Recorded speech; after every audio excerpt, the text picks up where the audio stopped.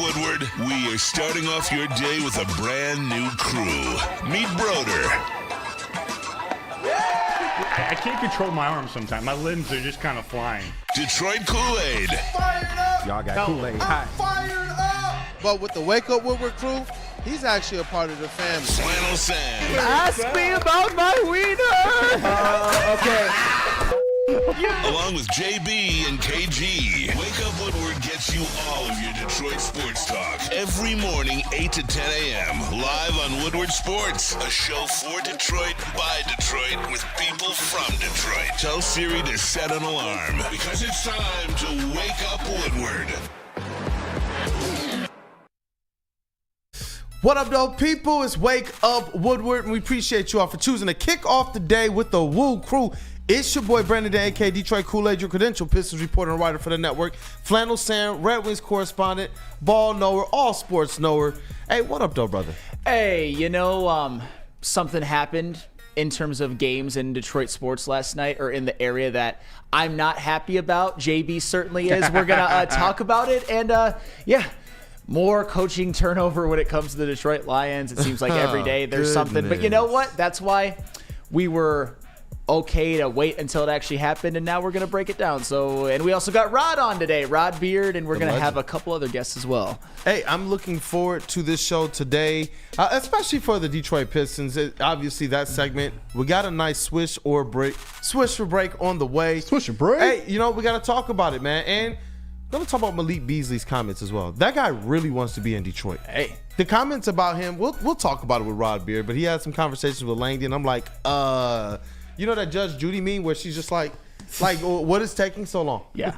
If Scooble first, lock up Beasley next, let's rock Detroit sports. What are we doing here? But, oh, goodness gracious. You know what? JB is smooth. I see you over there decked out in that green color. Is that Woodward green or is that Sparty green for what we about to talk about? Oh, you know what? I didn't even notice that I was just wearing this green today. It's just a lovely color that we got going on over here. But how are your guys' morning doing? Because I had a great night last night. You know what? Hey, I saw one Michigan player, Danny Wolf, is mocked to the Detroit Pistons in the second round. I've seen that. I love that. Someone by the name of Old Flannel Sam surmised that a little while ago. But someone watches the show then. But shoot, I thought that he was more of a first-round talent. But like a lot of other Michigan players, they're slipping a little bit. Unlike our counterparts in East Lansing, Michigan basketball has not looked great lately. One thing but that's real all right. quick. Hey, before he starts talking Sparties, and if there are any Spartans in there, this is for you as well. Chat family, as always. You all are the most important part of this thing. Go ahead and smash that like button. Let's run the likes up. Yesterday was y'all did excellent, man. It was a good show. Looked at the numbers. I was like, yo, chat family is real, Flannel Sam. JB Smooth, even though you're a Spartan, go blue still. You're real too, man. What up, though? Hey, I appreciate that. Spartans had a night last night, man. Just dominating the Minnesota Golden Gophers 73-51. Shout out to Tom Izzo and this era of basketball, this team that he has right now. Man, undefeated in the months of December and January. That is so crazy right now. They're the last remaining unbeaten team in the Big Ten, powered by this defense that they had last night. Minnesota didn't score for damn near 6 minutes into that first half. Come on. This is the most balanced team that I've seen Izzo had in a long time. I have a lot of faith and promise in this team moving forward. And hopefully this pushes us to, once again, maybe another Final Four, and hopefully even further than that. But, hey, this team is looking nice. When you say balance, you are not lying. You're talking about the way they get out and fill the lanes on the fast breaks, the athleticism of both the person pushing the rock and whoever they're going to throw it up to. It's crazy because I've noticed sometimes the defenses, especially when Spartans on the break, they're getting to the point that who do you defend? You're going to get dunked on by somebody. And that's the part of it that's like, man, dog, I don't want to like the Spartans naturally for the rival part. But in terms of great basketball, Tom Izzo and what he's doing with these Spartans, it just continues to be a clinic. If you're into basketball, what he continues to get out of these players, especially with sometimes how they may start the season versus how they finish. Yeah. I got to ask you this, JB Smooth. Are we headed towards, and I know Flannel's going to hate this, January, February, Izzo? That's not a real thing. It's Izzo, baby. Oh, my God. Win more than one natty in 25 years before your name gets synonymous with the NCAA tournament month. Respect. Tom Izzo is the best Big Ten coach of my lifetime. What Michigan State is doing this year, I mean, they're 9-0 in the Big Ten. They look a hell of a lot better, a hell of a lot more cohesive, a hell of a lot more disciplined than Michigan. I will admit that. But that January, February Izzo stuff, I hate it. But you know what? This is not my day. This is your day, JB. And I wanted to ask you, kind of a piggyback off of something that Kool-Aid was talking about, and you mentioned. Do you think that this is a team that can make the Final Four and maybe get a national championship? I think with a little bit more discipline, yes, this is a team that can at least make it to the Final Four. This all resides on these kids right now. If they are locked in, if they are focused, like you've got over 7 players right now averaging at least plus 7 points per game right now, which is quite the number. I'll say that right now. And like I said, this is such a balanced team. Like, there are like a little mistakes that they could clean up, but I don't think there's a whole lot that you just want to sit here and mess with and adjust. So I'm keeping my fingers crossed for a Izzo March that I would like to see, but you know, it all resides on them. That's all I got to say. Hey, you know what, man? Shout out to you though, JB Smooth. I know we definitely don't take it easy as it relates to the banter here. You are the lone Spartan on the show amongst a bunch of gold blue people. So, you know, I'm at least happy for you. Dante151 $4.99 super chat. It's funny how a certain person, me, he put in parentheses, kept on saying that the Pistons need to extend Beasley and MSU can make a deep run in March Madness, but who knows? With Malik Beasley, I would like to have believed that under these new CBA rules, if it was the old ones, that they would have already given him a new contract. Unfortunately, they got to wait until the offseason. The good thing is he wants to be here, and we're going to talk about that during our Woodward Pistons segment. But see, why can't we just have nice things? Why can't we just have nice things? Like Beasley gets signed, you know, Chris can spend some money, Spartans can go to the Final Four again, Michigan, you can do whatever you want to. We'll skate through these allegations. That's what we'll do. Hey, I mean, Michigan's a good team, too. It's just there are some things that I'm seeing right now that I don't like, some disturbing trends. But I don't see disturbing trends when it comes to Michigan State basketball as of right now. And I want to ask you this, JV, because obviously when you talk about Michigan State basketball, you think about Tom Izzo. You think about, as much as I kind of get a little irritated at the January, February Izzo thing, he has made a lot of Final Fours, and when they get into March, they're usually pretty dangerous. So what would a second national championship mean for Tom Izzo's legacy? Oh my God, dude, a second natty for Tom Izzo? I don't know. I don't even think East Lansing can handle that right now. We might go crazy. We might be flipping cars, burning cars. I don't even know, but it will just be exciting just to see this happen right now, man.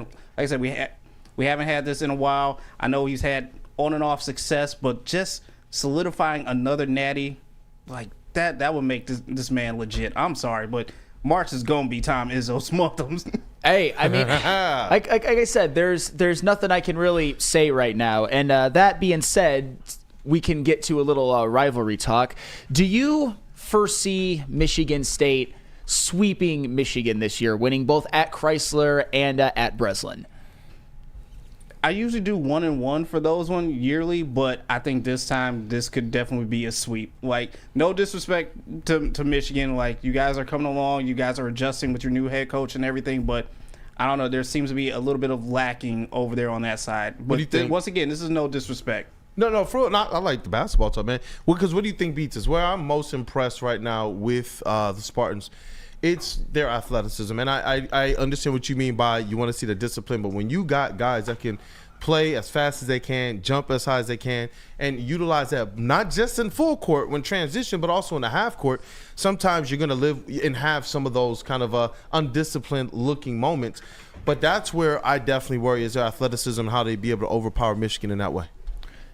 Yeah, I mean, the thing is with State that I see, the biggest difference that I see from State and Michigan is when you look at this Michigan State team, I know Tom Izzo gets some criticism for not using the transfer portal enough, or maybe some freshmen don't get enough playing time. or as much as some people perceive that they should. But this year, you have to look at least in my opinion, the cohesiveness of this Michigan State team versus maybe the lack of cohesion on the Michigan team. Don't get me wrong. I'm not going to complain about Michigan basketball because I lived through what I lived through last year. I lived through the worst season in school history under someone who I used to love and now want banished from the Fab Five, Juwan Howard. I lived through that. So Dusty May is a breath of fresh air. But when you look at Michigan State, you look at guys like Jaden Akins and Trey Holloman and Jeremy Fears and Cohen Carr, Jackson Kohler, Carson Cooper. These are guys who have been in the Izzo system for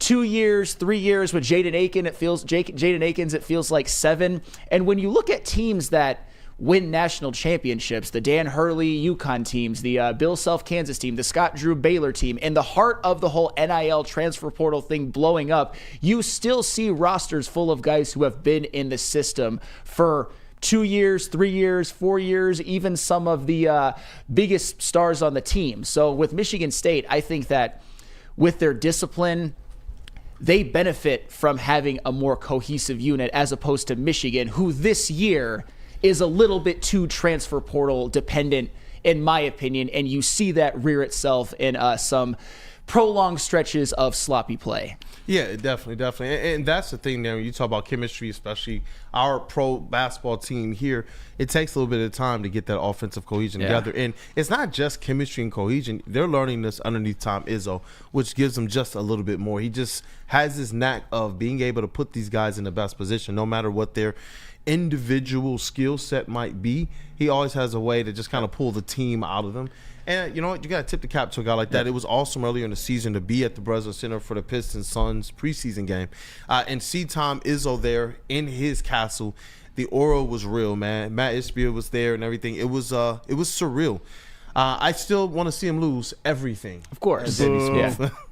But at the same time, I mean, yeah. Obviously, I want to see them lose as well, but you got to look at what you're seeing. And JB, I got to ask you this too: How exciting has it been for you watching a freshman like Jace Richardson get to come in and really thrive and get to learn under Izzo and get to be surrounded by some veterans? And he looks like, to me, the most talented player on the team, and he's balling this year. I have to agree, but as you said before as well too, I know Tom doesn't like to sit here and just kind of throw freshmen out there like that. He likes to take his time and like kind of mold him into the player that he would like to see. But I think he's just kind of taking this one leap and this step and just kind of ran with it. I appreciate Tom for like giving him that chance to do that, especially with the veterans around him as well too. As you said, like you can help him become a better player, which I definitely think he's on his way to as well too. So shout out to Tom, like at least taking a chance and taking a step forward and, you know, getting out of his somewhat old ways. Yeah. And Flannel, I want to ask you this as well. Michigan basketball, obviously the program is headed in the right direction. 100%. Just what is their outlook right now? We're heading into February, just another month until March. Yeah, I mean, their outlook is that they need to get it together because I'll tell you what, they barely escaped Penn State and they barely escaped Northwestern. They got blown the F out by Purdue, and then they lost at Minnesota, which is a terrible team that Michigan State just took to school. It was still a close game. I understand, but you can't lose that game. And that's what I kind of mentioned about Michigan and their lack of cohesion at times and their more sloppy play. Don't get me wrong. I love what Dusty May's done. I love that he brought in guys like Danny Wolf and Vlad Golden and Trey Donaldson. I've got to see them play in person. They're a much better team than they were. It's just that with Michigan, when I watch them, sometimes they get really loose with the ball. They turn the basketball over. They get into these long stretches of just really cold shooting. They seem to be undisciplined at times. And you know what? It's cost them. They lost earlier on to a bad Oklahoma team, to a bad Arkansas team. They lost to a bad Minnesota team. They barely escaped Northwestern and Penn State. So I hope that as the season goes on, they gel a little bit more. They got some really tough games. They got the home and home against Michigan State. They still got Illinois. They've got Purdue again. those are probably the most tough ones. Oregon's a good team this year, so they're going to have to get it together if they want to get a higher seed in the tournament. I think they're going to make it, which is an improvement over last year, but there have been some troubling trends, but also the overall outlook of the program is much higher than it was. I definitely think they'll make it in the tournament, and I don't think Dusty May is, going to shy away from, showing that, hey, we got to fight through some adversity to make it and to prove ourselves. So, I'm no disrespect to them. Yeah, definitely. You know what? That's a team that I wouldn't be surprised if they start to hit somewhat of a stride, but the recent games, it's not the trends that you want to see out of Michigan. But I'm hoping they pull something off. I like their prospects in the tournament a lot better. I think that Dusty May is a coach that's proven he can operate in that field. The way that he can game plan for those one and dones, I like him, but obviously they're going to have to catch some type of cohesion, a little bit more chemistry, clean it up a little bit as they get down the stretch. They got the talent, and shout out, even though that game against Penn State wasn't one that we're going to put on the mantle of a Michigan basketball. Shout out to Trey Donaldson for a couple of really clutch shots, including the game-winning step-back three-pointer that was ultimately the game winner. He kind of saved their ass because they lose that game. I was worried it was going to spiral, but hopefully they can get back into the win column when they go to Rutgers, a team that has a terrible record but has a couple of really talented freshmen. We shall see. Hey, you know what? This next topic, and you called it. You were like, all right, we're going to address it. We're going to let people know that, yes, the rumors are probably true, and watch it break just after our show. And, yes, offensive coordinator Johnny Morton, Detroit Lions hire him. Obviously, the connections with Dan Campbell, and I know we're going to talk a lot about it, but we also have to talk about the implications here, man, because there's a lot of questions here that came up. I know last week we talked about what we thought would be the best outlook in terms of going outside the organization or inside the organization for both defensive coordinator and OC. So the way it shook out, it's a little surprising. But you know what? Let's hear from our friends at 1800 Tequila, and we got to talk about it. It's TLB time. Y'all better hit that like button for Lions Talk. Let's go. Yes, sir. And you know what it is, man. 1800 Tequila, the best tequila on the market right now, and the official tequila of Woodward Sports and the Lions watch parties that we miss ever so much. And they're also the proud sponsor of your and our Detroit Lions. 1800 Tequila is the best taste in tequila. And please, y'all, drink responsibly. Stop searching for a vehicle and start finding one. Les Stanford Chevrolet Cadillac makes it easy. We harness the power of multiple dealerships and own the biggest selection of GM brands in the area to get you the car you need. With the Les Stanford Group, you'll have access to 4 different dealerships, providing you with more makes, more models, and more choices. We're connected to more than 1,000 vehicles, and with so many high-quality CPO vehicles available, you'll find new car quality at pre-owned prices. You can start and end your search at lesstanford.com today. Big injuries, big news. Twice a week, Dr. Jeff Pierce from Michigan Sports and Spine joins Woodward Sports Network for the Injury Insider Report. Big D Energy Tuesdays at noon, and Ermanni and Edwards with Maz Thursdays at 3:30. Get expert analysis and in-depth breakdowns on the latest sports injuries from the man trusted by top athletes in the community, like D-Mac. Whether it's the Lions, Pistons, Tigers, or Red Wings, Dr. Pierce talks us through it all. Don't miss the Injury Insider Report with Dr. Jeff Pierce, your go-to source for understanding the impact of injuries on the games and players we love. Only on Woodward Sports Network. Scan the QR code on the screen or go to MichiganSportsandSpine.com to see if Dr. Jeff Pierce can help you. How do people feel about getting a Planet Fitness membership for $15 a month? How do they like working out in a clean and spacious gym that's filled with equipment for every workout? And how about free fitness training in the judgment-free zone that leaves them feeling energized all day long? Join Planet Fitness today with the free PF app, online or in club, and start getting that big fitness energy for $15 a month.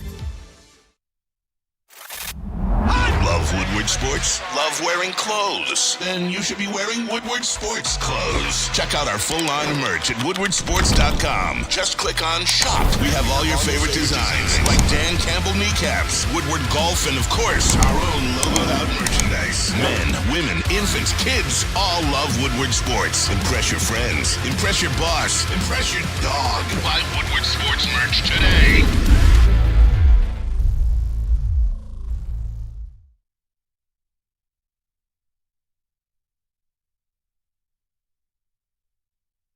New year, new you. How about a new car? Les Stanford Buick GMC is here for you. Get a 2025 Hummer EV SUT for 24 months with 10,000 miles a year. I will never get over that. For only $699 per month, just a $1,999 down payment. You couldn't have made it $1 more. Or a 2025 GMC Sierra 1500 Crew Cab. I'm just kidding. Love you, Les Stanford. 24 months with 10,000 miles a year for only $359 per month. Sign and drive. No down payment required. GM discount required for both. Get to Les Stanford today or click on the QR code on the screen and check out our massive inventory.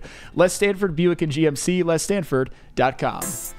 Hey, what up, though, people? Welcome back. It is Wake Up Woodward, and we appreciate you all for choosing to kick off today with the WUW Crew. Hey, we got summertime in the building. I know we got some content that we're going to be doing a little bit later, and you're going to be in the chats for sure. Hey, you know, in the sound booth, Detroit's #1 draft pick, that is KG, Rookie of the Year, going for MVP. You know what it. up, though? Black Hollywood. Hey, feeling good, man. It's funny. Every time summer come in the studio, that's when the sun start to shine. It's kind of crazy, that correlation. Yo, no, we getting 40-degree weather and all that type of Yeah, stuff. like, It's like, hey, outrageous. summer, yeah, it's good for business, man. Woodward Sports MVP, JB Smooth in the TD booth. What up, though, brother? Go green. It's Izzo March, baby. Yuck. Hey, you guys already know the Better the Squad and Network, Flannel Sam, all sports knower and lover. And it's your boy Brandon, aka Detroit Kool-Aid. Shout out to our brother Matthew Broder, Cavassier Chase, that dude Justin. But we got to get into this thing, man. The Detroit Lions have hired Johnny Morton, and where my mind instantly goes to is just, I know we text about it as well, like, wow, they actually went outside the organization after hearing years, a couple different names like Hank Fraley, Tanner Engstrand being the guys that were supposed to be next up for a Ben Johnson. And so where my mind first goes is with the connections to Dan Campbell, with the connections to Sean Payton, that this was a hire where Dan Campbell needed somebody who could completely man his offense. Because at the end of the day, Rod Beard has said this. I've heard this percolating all throughout national media, that don't get it twisted.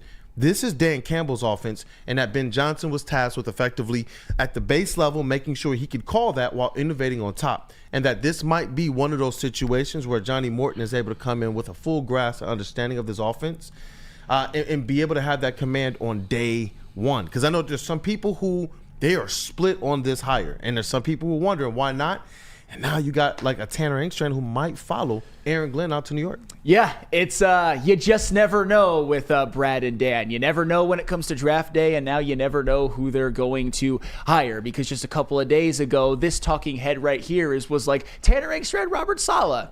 Neither of those things happened, but that's okay, by the way. And we would because- have loved that. Yeah, that's okay, because we don't know better than them, and I was happy with the Kelvin Shepard promotion based off of what he had done working with the linebackers, so much development within the room. And when it comes to John Morton, there was a little who the fook is that guy. We all did it, don't lie. But you got to look at the resume. And at one time, Ben Johnson was very much a who the fook is that guy, just to be fair. And John Morton, to give credit, there were, I think, 3 stops of his very lengthy coaching career that are noteworthy. First off, you got to look at the fact that he does have offensive coordinator experience. He was the Jets OC in 2017. They were the number 24 ranked offense, which doesn't sound good, but look at their personnel. Josh McCown was the quarterback. Bilal Powell was their starting running back, and Robbie Chosen Anderson, Robbie Chosen Robbie, whatever his name is now, Whatever he you was their wanna wide call him. receiver. Yeah. So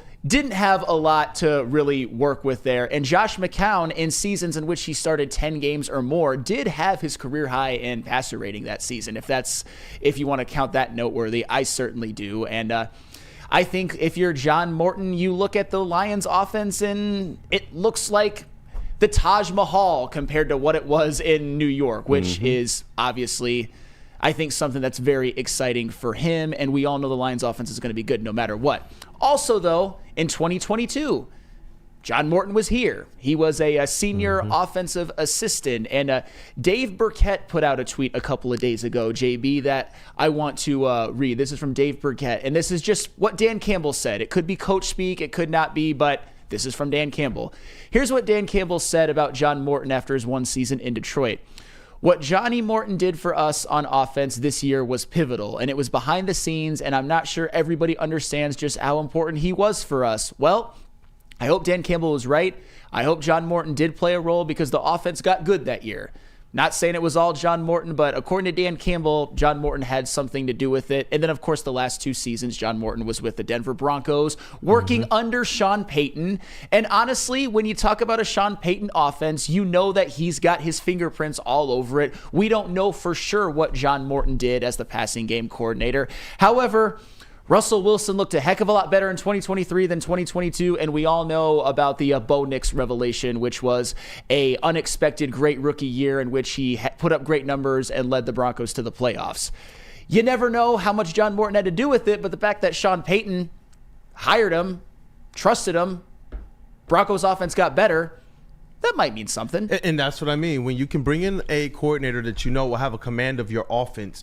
And how would you know this on the fly? Well, the work he just did with Sean Payton, somebody that we know Dan Campbell has taken probably the most of his coaching cues from. And that's what makes me comfortable with this type of a hire for the Detroit Lions is this. What if Hank Fraley and what if Tanner Engstrand, what if those guys feel like they need a little bit more time? We even heard of Ben Johnson state that as well when we thought he was going to take a head coaching job in last coaching cycle. And he said, you know what? I feel like I still have a little bit more to learn. And doing that right here underneath Dan Campbell, there's no better place and no better mentor for me to have in this pursuit.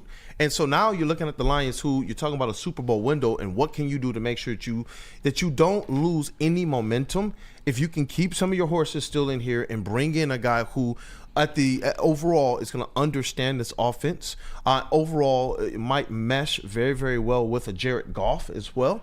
That's where I'm like, you know what? I'm comfortable with this hire. I was always going to be comfortable with whatever Dan Campbell decided to choose, because whether it works out or not, he moves quickly. I haven't seen Dan Campbell just kind of sit around on something that's not working for too long. And so that, for me, I love it. And then there's always this. With Robert Saleh, we drum up a lot and make up a lot about where he's from. And John Morton is one of those guys that's from here as well. So it's like to know, and from Auburn Hills. So it's like, you talk about being very, very with the Lions in your back door, Western Michigan grad, things of that nature. It adds just a little bit more on top for a guy who understands what Lions football is here, understands what winning would mean here. And I do believe that type of guy, knowing you're this close, you're that close, and you've dedicated your career to football, now you get opportunity to push the Lions over the top. Man, I'm for it. And to piggyback off of that, JB, put up the tweet from our social media guy, Travis, because I thought it was actually very eloquently put. And this is what Travis said, and I don't think I think he was being too slappy. I just think he's pointing out some facts. Not sure what there is to dislike about the possibility of John Morton being the next OC for the Detroit Lions.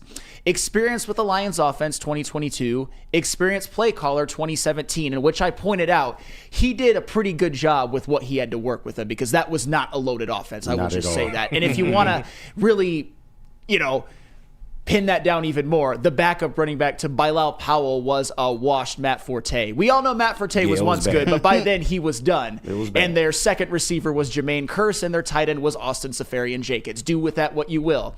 He's a Dan Campbell guy, which we all know that's important. Even though I found it a little cringe at the beginning, I have been converted. I am now a Dan Campbell guy, and I understand the importance of that. Thank you, KG. And familiarity with Goff and vice versa. So we know that this team being under the umbrella of Dan Campbell and being under the umbrella of Brad Holmes is probably the most essential thing to them continuing their success. And a John Morton will work under people who know what they're doing. So I don't have a problem with it. Was it the super sexy hire? Was it the hot hire? No. Was it the guy who they promoted from within? No. But it's one of those, when you look at it, it seems to age better as you do more research. Yeah, and it's kind of from within. Like I said, this guy, his Fair philosophy, enough. his connection, his relationship to Dan Campbell, as well as into this organization and being from here. It's like, you know what? There's a lot of marks that this thing definitely checks. across the board. But KG, before I know we got to take a whole nother segment to do this, because Brent Layton just said, I just joined. What is up with this Tanner is out nonsense? He isn't a people person and is happy in his role. We got to talk about it because there are reports. We'll wait. Everybody that leave it's got to be an issue. Oh goodness, we gonna talk about it. But first, John Morton, KG. Yeah. So and shout out to Braylon Edwards yesterday. Some people aren't happy about this. Braylon actually used to work with this guy. I believe he said with the 49ers. He was one of the offensive assistants. And he spoke to the character of John Morton, said this was a really good guy. He also assured me that what happened with the Jets definitely wasn't on John Morton, man. That was more so on the Jets and their ownership, not really seeing what the hell they had. But Flannel laid it out. He's an experienced coach. He's coached at the college level. He's been an offensive coordinator and most recently a passing game coordinator. And, you look at the job that he did with Bo Nix this year, and I was just really impressed with how the Denver Broncos offense, and in particular Bo Nix, performed in his rookie season, man. And he had a lot to do with that. So you got to give him credit for that. He's somebody that already knows what this Lions culture is. He's somebody that fits. From what I've heard, he's a very vocal guy. He likes to challenge players. He's almost like a Dan Campbell, just in the offensive coordinator position. So I'm interested to see how that dynamic works, because Ben Johnson's leadership style was a little bit different. And ultimately, like Sam said, this is the best offense he's ever had. To me, the big key is going to be, how will you work with Jared Goff? Because that's something that Ben Johnson absolutely excelled at. He tore the offense down to the studs to be able to, fit Jared Goff's strengths. And, while John Morton is coming in and he doesn't need to make a ton of changes, what he does with Jared Goff is going to be key, because that ultimately is the relationship that's going to pay dividends in the postseason. So interested to see how they come out. It always has to, realistically, from this offense, come back to Jared Goff. You gave him the money. He's coming up in MVP conversations, and we see just how important he is to this Lions organization and their success. But, hey, JB Smooth, we got to talk about this some more, but let's talk to our friends at New Holland first, man, because we got to jump into this kind of Tanner Engstrand thing, and what does this hire mean for the rest of this Lions outlook? Absolutely. Well, let me tell you about that New Holland Brewing Company, that Tangerine Space Machine, the easy drinking IPA that is out of this world. It's smooth, it's juicy, refreshing crushability. Take your taste buds to the moon and grab yourself a case of this intergalactic haze of goodness. This is the official beer of outer space, but you don't gotta go that far to get it. It's at your local store, brewed by New Holland Brewing Company, so you always can support locally. Go out and grab yourself a case today. How do people feel about getting a Planet Fitness membership for $15 a month? How do they like working out in a clean and spacious gym that's filled with equipment for every workout? And how about free fitness training in the judgment-free zone that leaves them feeling energized all day long? Join Planet Fitness today with the free PF app, online or in club, and start getting that big fitness energy for $15 a month. Head to WoodwardSports.com and click on Shop. Get the latest in Detroit sports apparel and exclusive Woodward Sports gear. WoodwardSports.com can get the whole team outfitted. Love the Pistons, Red Wings, and Tigers? We got something for you, too. Shop online at WoodwardSports.com. Stop searching for a vehicle and start finding one. Les Stanford Chevrolet Cadillac makes it easy. We harness the power of multiple dealerships and own the biggest selection of GM brands in the area to get you the car you need. With the Les Stanford Group, you'll have access to 4 different dealerships, providing you with more makes, more models, and more choices. We're connected to more than 1,000 vehicles. And with so many high-quality CPO vehicles available, you'll find new car quality at pre-owned prices. You can start and end your search at lesstanford.com today. Detroit has the best sports fans in the world. That's why they deserve the best sports coverage in the world. We are the Woodward Sports Network.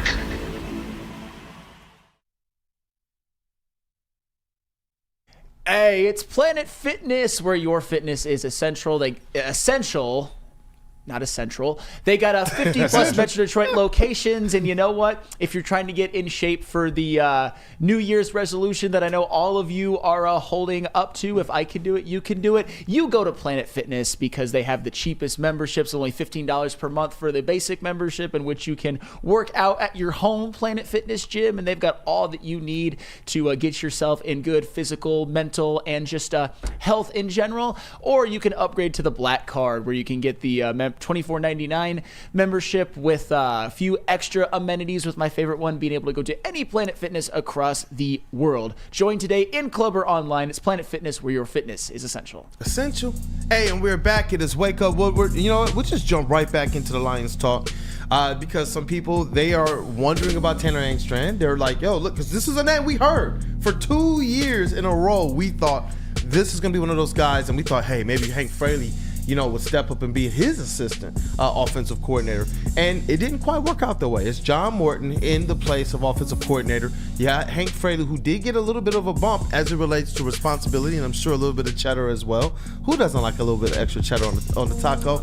And you know what, man? I do believe this offense is in a better place today, especially if Dan Campbell is comfortable with where this goes. But how comfortable are you, or are you not, if Tanner Engstrand, somebody who they say is smart and innovative, somebody who was supposed to be, in the shadows of a Ben Johnson, because I do believe you still need that recipe in this offense to a degree. I don't know how much John Morton is cooking up those kind of innovative trick plays. But ultimately, when you hear that, Aaron Glenn, who he put on a hell of a press conference out there, and he handled the New York media pretty well. He's now supposedly knocking on the door for Tanner Engstrand, trying to get him to come to New York to be the OC there underneath the bright lights. Wouldn't that be funny if Tanner Engstrand becomes the OC for the Jets? I'm not saying it is going to happen. It would just be a heck of a power move by Mr. Aaron Glenn, snatching up Tanner Engstrand on his way out, kind of in the same way that Ben Johnson did with Antoine Randall. But anyway, that's another story for another day. With Tanner Engstrand, here's where I have to be as honest as anybody is going to be. Do we really know what he does? Do we really know how much of a part he was in the offense? I'm just keeping it real. We're laughing because none of us have an answer for you. Because trust me, I did shows back when I used to sit in with the heavyweights from time to time, and we were talking about potential offensive coordinator promotions or additions if Ben Johnson would have left after 2022, which is crazy to think because that was a possibility. And Tanner Engstrand, he seemed like the natural sort of Ben Johnson Jr. Ben Johnson was Tanner Engstrand before Tanner Engstrand. Yeah. It was kind of written in the stars were all for the rumors and reports. It was written in the stars for Tanner Engstrand to go from passing game coordinator to work in this offense, to experience it for however many years, which turns out to be 3, where the offense kept getting better and better and better, and that the reins would be given to him. However, the Lions obviously didn't feel that way. They either want to keep him for where he was, but if Tanner Engstrand wants to get a promotion somewhere else or interview for an offensive coordinator job, that is what he is going to do. But I can't in one breath question what did John Morton do when it came to being the passing game coordinator for the Broncos, thinking, is it more Sean Payton? Is it more John Morton? Is it more the OC? And then act like I know for a fact that Tanner Engstrand is the next up-and-coming boy genius and is going to just step right in and be great. You never know. But it is interesting that they decided Tanner Engstrand, no. Mark Brunell, no. Scotty Montgomery, no. John Morton, yes. I'm not saying that there's anything alarming about it. It's just interesting because we rave about this coaching staff all the time. Yeah, and I do like his pedigree, both as a player and as a coach. Obviously, a guy that went undrafted and found a way to stick around in the NFL since 1993. I like some of the teams that he played on too after the NFL, the Toronto Argonauts and the Frankfurt Galaxy. NFL Europe. Yeah, right.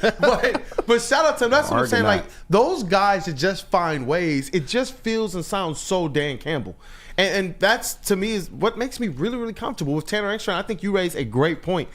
Do we really know what he's doing? With Ben Johnson, it was front page news. Everybody knew this guy is the mastermind. When Matt Patricia came here with the pencil behind his ear and said that he was the rocket scientist, that was actually Ben Johnson.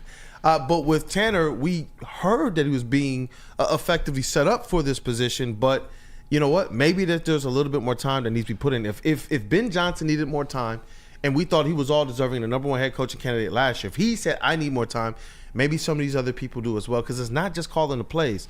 This is commanding the offense. This is commanding the room. This is how do you work well with Dan Campbell and the others as well. And are you at the proficiency today? Because this is Super Bowl windows. This isn't grow with me time right now. And that's where I do believe someone like a John Morton might be coming in here with a little bit more gusto, gumption, a little bit more command and control. He got the gray in his beard. Those things just might hit differently. And what I'm believing, to what KG's point is, and you touched on this point as well, the connection with Jared Goff, that is something that I'm hoping is there, and maybe his first time here. Yeah. Maybe there was something that they saw in that relationship. But I do agree with you. Just as important, knock on wood, as it is to keep Jared Goff healthy, I do believe it's just as important for him to have this connection with Jared Goff, with Johnny Morton. We saw the dividends it paid with Ben Johnson. There is a lot of pressure stepping into this position being the Lions OC. Maybe Tanner Engstrand wasn't ready for that. And I'm not saying that there's a lot of pressure, but there's also a lot of excitement because you get all of the talent. You get Gibbs, you get St. Brown, you get Jamu, you get Montgomery, you get Laporta, all of that. You get that offensive line, you get Goff. But at the same time, what if there's even a moment at the beginning of the year where the offense looks a little bit stagnant, which all offenses go through, by the way. The Lions offense did it at the beginning of last year. They won a couple of games more off the back of their defense against Arizona and against the Rams, and they lost to the Buccaneers. What if that happens this year? Who's going to get... Who's the finger going to be pointed at first? It's going to be John Morton. It's going to be Ben Johnson played a big role and Jared Goff's never going to be the same, or this offense is never going to be the same. So that's a lot to step into. And John Morton, at least, is somebody who's called plays before. He's been an OC. He's been a coach forever. He's worked under Harbaugh. He's worked under Sean Payton. He's worked under John Gruden. He's worked under Dan Campbell. It's just... maybe with his age and with his experience, he's more built for that. And also, John Morton, it seems as though his specialty is wide receivers, which is also exciting. Just as another side note. That is very exciting, especially when some fans out there. At first, I was defense all the way, but I've come to understand the benefit definitely of building up the trenches on the offensive line. We talked about that, but also I've enjoyed some people's mock drafts as it relates to the wide receiver approach. I like what Khalif Raymond brings to the table. I like what Tim Patrick brings to the table. But if you can go out there and get another impact-type wide receiver for Jared Goff to bolster what John Morton has, we know that he has worked with wide receivers in the past. It was good to hear Braylon's perspective on that. And thank you, KG, for sharing that on this show. This thing, it looks like, is wrapping up to where he's being brought in to be effectively the CEO of the offense. I still believe this is going to be a situation where Dan Campbell is going to have a lot of say-so in this, especially with those fourth down decisions. And the question I do have, especially for the ball knowers, is this. The other antithesis to that Travis tweet is this. They go back to the infamous, he decided to pass it 3 times in a row from the one. And that's kind of the notion, is that he's very, very pass happy. And this is a situation now where fans are like, we just saw Jahmyr Gibbs break out. We want to see him be the bell cow, probably not of just the running backs, but of the offense in general. Is there any concern there from an offensive philosophy standpoint with John Morton, or do you believe this is something where the writing is on the wall, everybody knows it's Jahmyr Gibbs' show, and get out the way? That is the elephant in the room, is that the rumor is he got fired from the Jets because he didn't run the ball enough. That's the question. Is his specialty just in the passing game, only a passing game coordinator, a wide receiver coach? Is he going to be somebody who doesn't really emphasize the run enough? I will say this. If you're John Morton and you're Dan Campbell and you hire a John Morton, you have to trust that he is going to adjust to his personnel. Yeah. Because as I've said before, the starting running back with the Jets is Bilal Powell. The starting running back with the Lions in his second tenure as an offensive coordinator is Jahmyr Gibbs, with David Montgomery being the 1B. So you tell me personnel might make a difference. Personnel is going to make a huge difference. Am I concerned? I mean, anytime you lose a Ben Johnson and you replace him with a relative unknown, there's going to be some concern. I don't want to act like Ben Johnson wasn't a big part in this, but I don't think he's going to, like John Morton is going to get too bogged down in wanting to throw the football. He's never had a run game personnel like he's had with this Detroit Lions team. Not even close. Or an offensive line. Line. I'm not worried because he's coming in knowing you have to run the football. Like, he doesn't have a choice in the matter. Like, if he's not going to run the football, Dan Campbell will, because that is the strength of this Detroit Lions. Having, just trick plays set up all the time, or, we're involving an offensive lineman all the time catching passes. That's not his style, and that's okay. And I was intrigued. I'm intrigued by how it will look when they're lining up, and instead of, on those trick plays sometimes, especially if it's Jared Goff with the ball, sometimes you have to go to the main receiver, to the main target. You don't have time to be able to check down and go through your progressions. So now I do wonder, okay, if you're just lining up and just telling Jared Goff, hey, you have your full complement of progressions, each and every single play that we put the ball in your hands, I do wonder what that's going to look like, because, the Lions didn't run an absorbent amount of, trick plays, but there were some plays out there that stick out sometimes when I'm like, man, I just wish it was as simple as run the ball or just let Jared Goff drop back and pass the ball.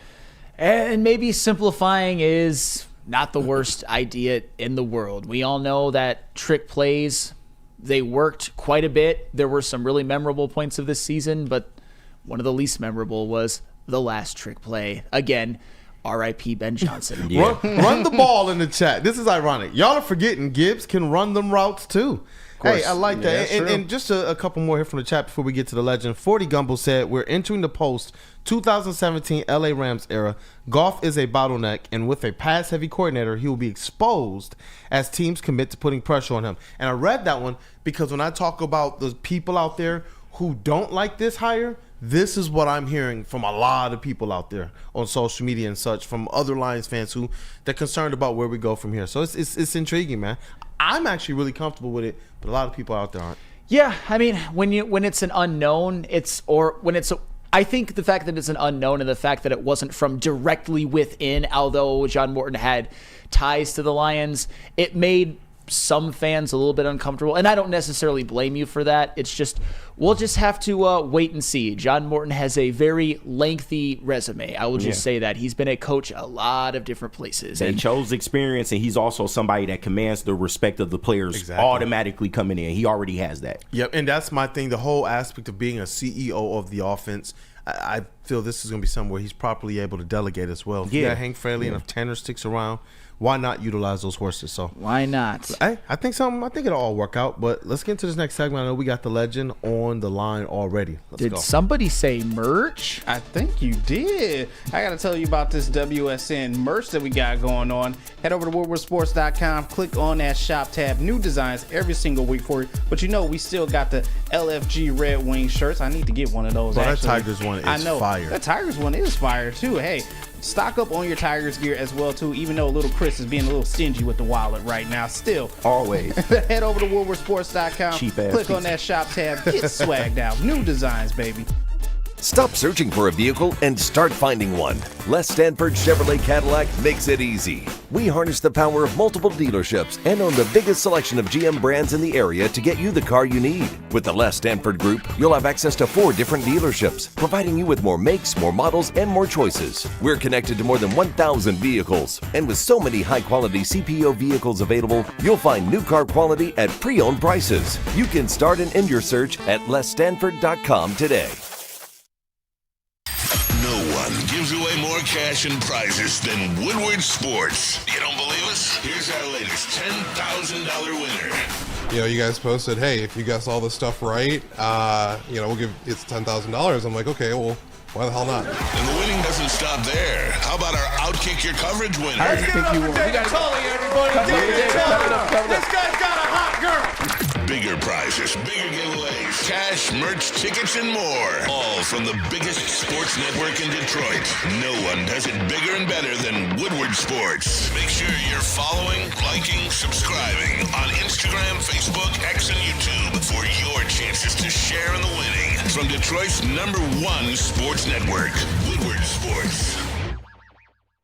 Walk into any Lady Jane's Haircuts for Men today. Open 7 days a week. Sit back, relax, and enjoy precision haircut, scalp massage, hot leather neck shave, and hot towel treatment from one of our talented stylists. Step up your game this season and take advantage of our $20 haircut special. Scan the QR code and get your coupon today. Lady Jane's Haircuts for Men, the ultimate haircut experience. Open 7 days a week. Walk-ins always welcome. Lady Jane's Haircuts for Men, it's wicked awesome. A ton of fun, a ton of sports, and a ton of man meat. Welcome to the Woodward Heavyweights, live daily 5 to 7 p.m. on Woodward Sports.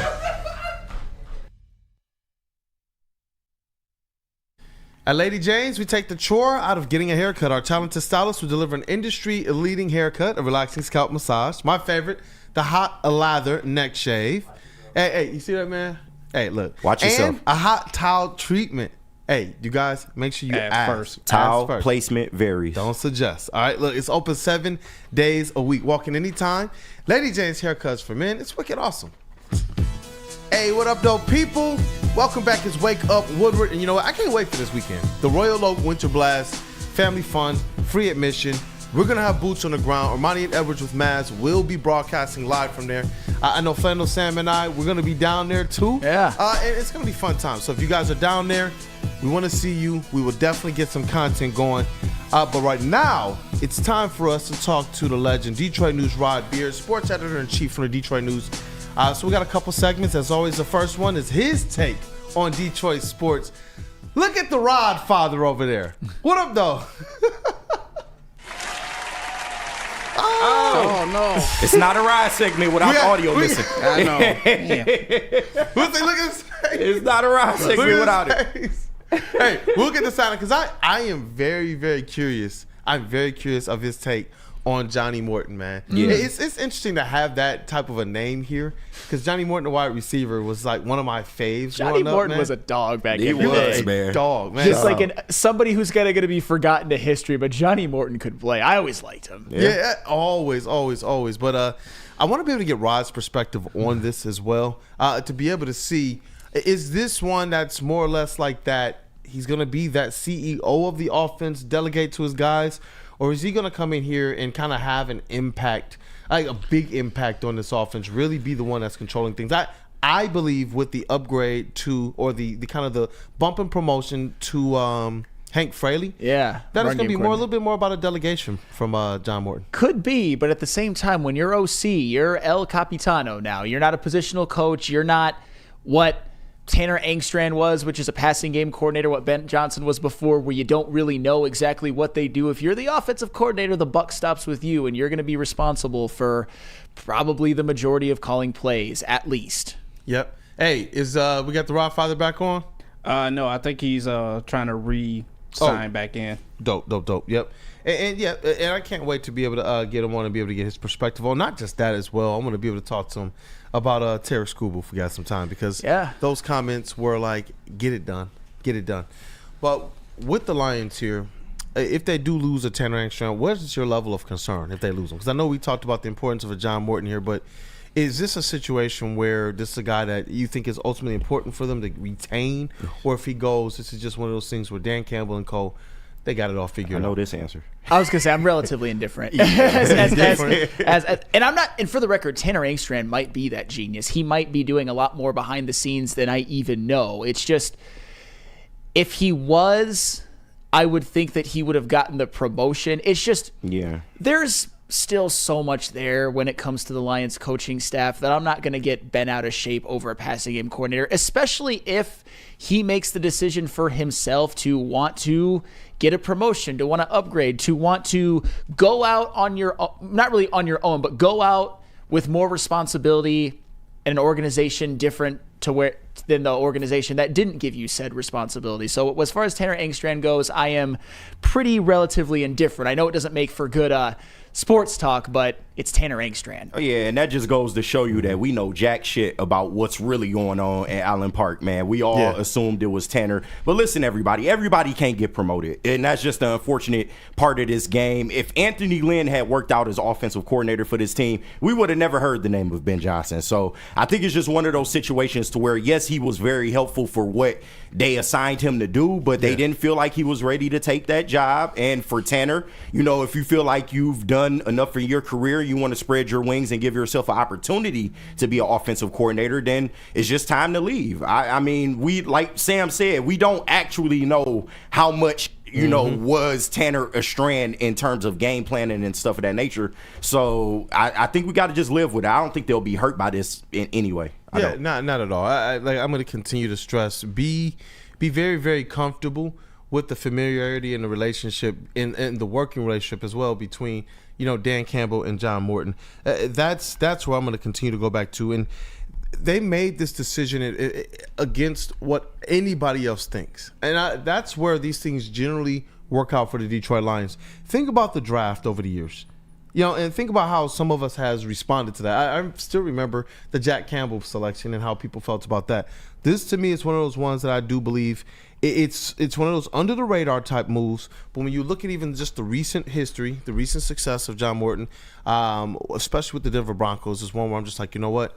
I can't wait to see what this looks like. I just want to see something a little bit fresh, something a little bit new, something a little bit different, something I believe will cater to Jared Goff. And when you're talking about those windows, when we're talking about his ability to throw his wide receivers open now, you're probably giving him a few more plays per game where he's dropping back, and it's just on him and what his progression see rather than trick plays. We'll see. It could look different. I think elements of it are going to look relatively the same. And speaking of the Jack Campbell pick, remember who one of the poster childs was for not liking it. Neil Rule. Bury him. Continue to bury him. Don't let him get away with it like he gets away with everything else. You know, Weezy D, he doesn't like. He says that Jack Campbell move is looking kind of meh. Yeah, I wouldn't say that. Yeah. Meh. He's improved every year he's been here. And I think about this, like, who is Jack Campbell over the course of the season if all the linebackers didn't, like, die? You know what I mean? Like, there was a lot of times where he was the only guy out there from a linebacking standpoint, just absolutely piling up the 131 tackles. Yeah, the tackles. Much improved coverage. Number 9th rated overall linebacker according to PFF. Take PFF with what you want, but being top 10 is certainly a big accomplishment. And when you look at the eye test, you certainly can see that Jack Campbell played. And without Jack Campbell, where the heck would this defense be? Derek Barnes dropped off. Yes. Malcolm Rodriguez dropped off. Alexander Zolani dropped off. They all got bit by the injury bug. Jack Campbell continued to be not just consistently that guy, but healthy for the year as well. I can't understate that. I don't know what's going to happen next year, knock on wood, but this ability, what's the best ability? Availability. And he did it at a high level. That, to me, is where I'm just like, you know what? Those are the types of guys we want. And when we look at this, how many people were less on the Alex Anzalone bandwagon than they were on the Jack Campbell one? And look how Alex Anzalone turned out. People were done with Alex Anzalone after his first season here. Yeah, I remember how people were. And so to see how this team, how they developed, and to know that right now the defensive coordinator is Kelvin Shepard, the guy who's been the leader of that linebacking room, and we saw they didn't have to make any additions to the linebacker core because all those guys took steps up. Yeah. Every single one of them. People didn't like Alex Anzalone. People, not me. I was always I'm kidding. Alex he stunk in 2021. He got better, so I didn't have the foresight. Shame on me. Shame on me. But I'll join you in that as well. Weezy's kind of wild sometimes. I don't know who he likes anymore. You saw his latest one? Well, Jack Campbell. What was on after that? I know Jack Campbell was the latest one, but it's just with him and Weezy, you're very, very valuable. But I see you. You're like, you know, I hate Jack Campbell. I hate Ben Johnson, but I really like Killian Hayes. Come on, man. You don't like anybody anymore. Tell me who you like, Weezy. Tell me who you like. And I see Phil, too. Jack Campbell, he stinks in coverage. He has to get better. He's better, but he was better. He was better. He was better this year, and obviously you want to see him continue that growth. But that's where I'm at. Who was sitting here saying, wow, look at this Enzo end-to-end speed his first year here? Who was sitting here talking about who he was even in his second year when we saw, okay, they're just going to keep him around, and in the second half of that year was just lights out from him. And that's what I'm saying. Like, we have Jack Campbell, who's starting, honestly, as a guy.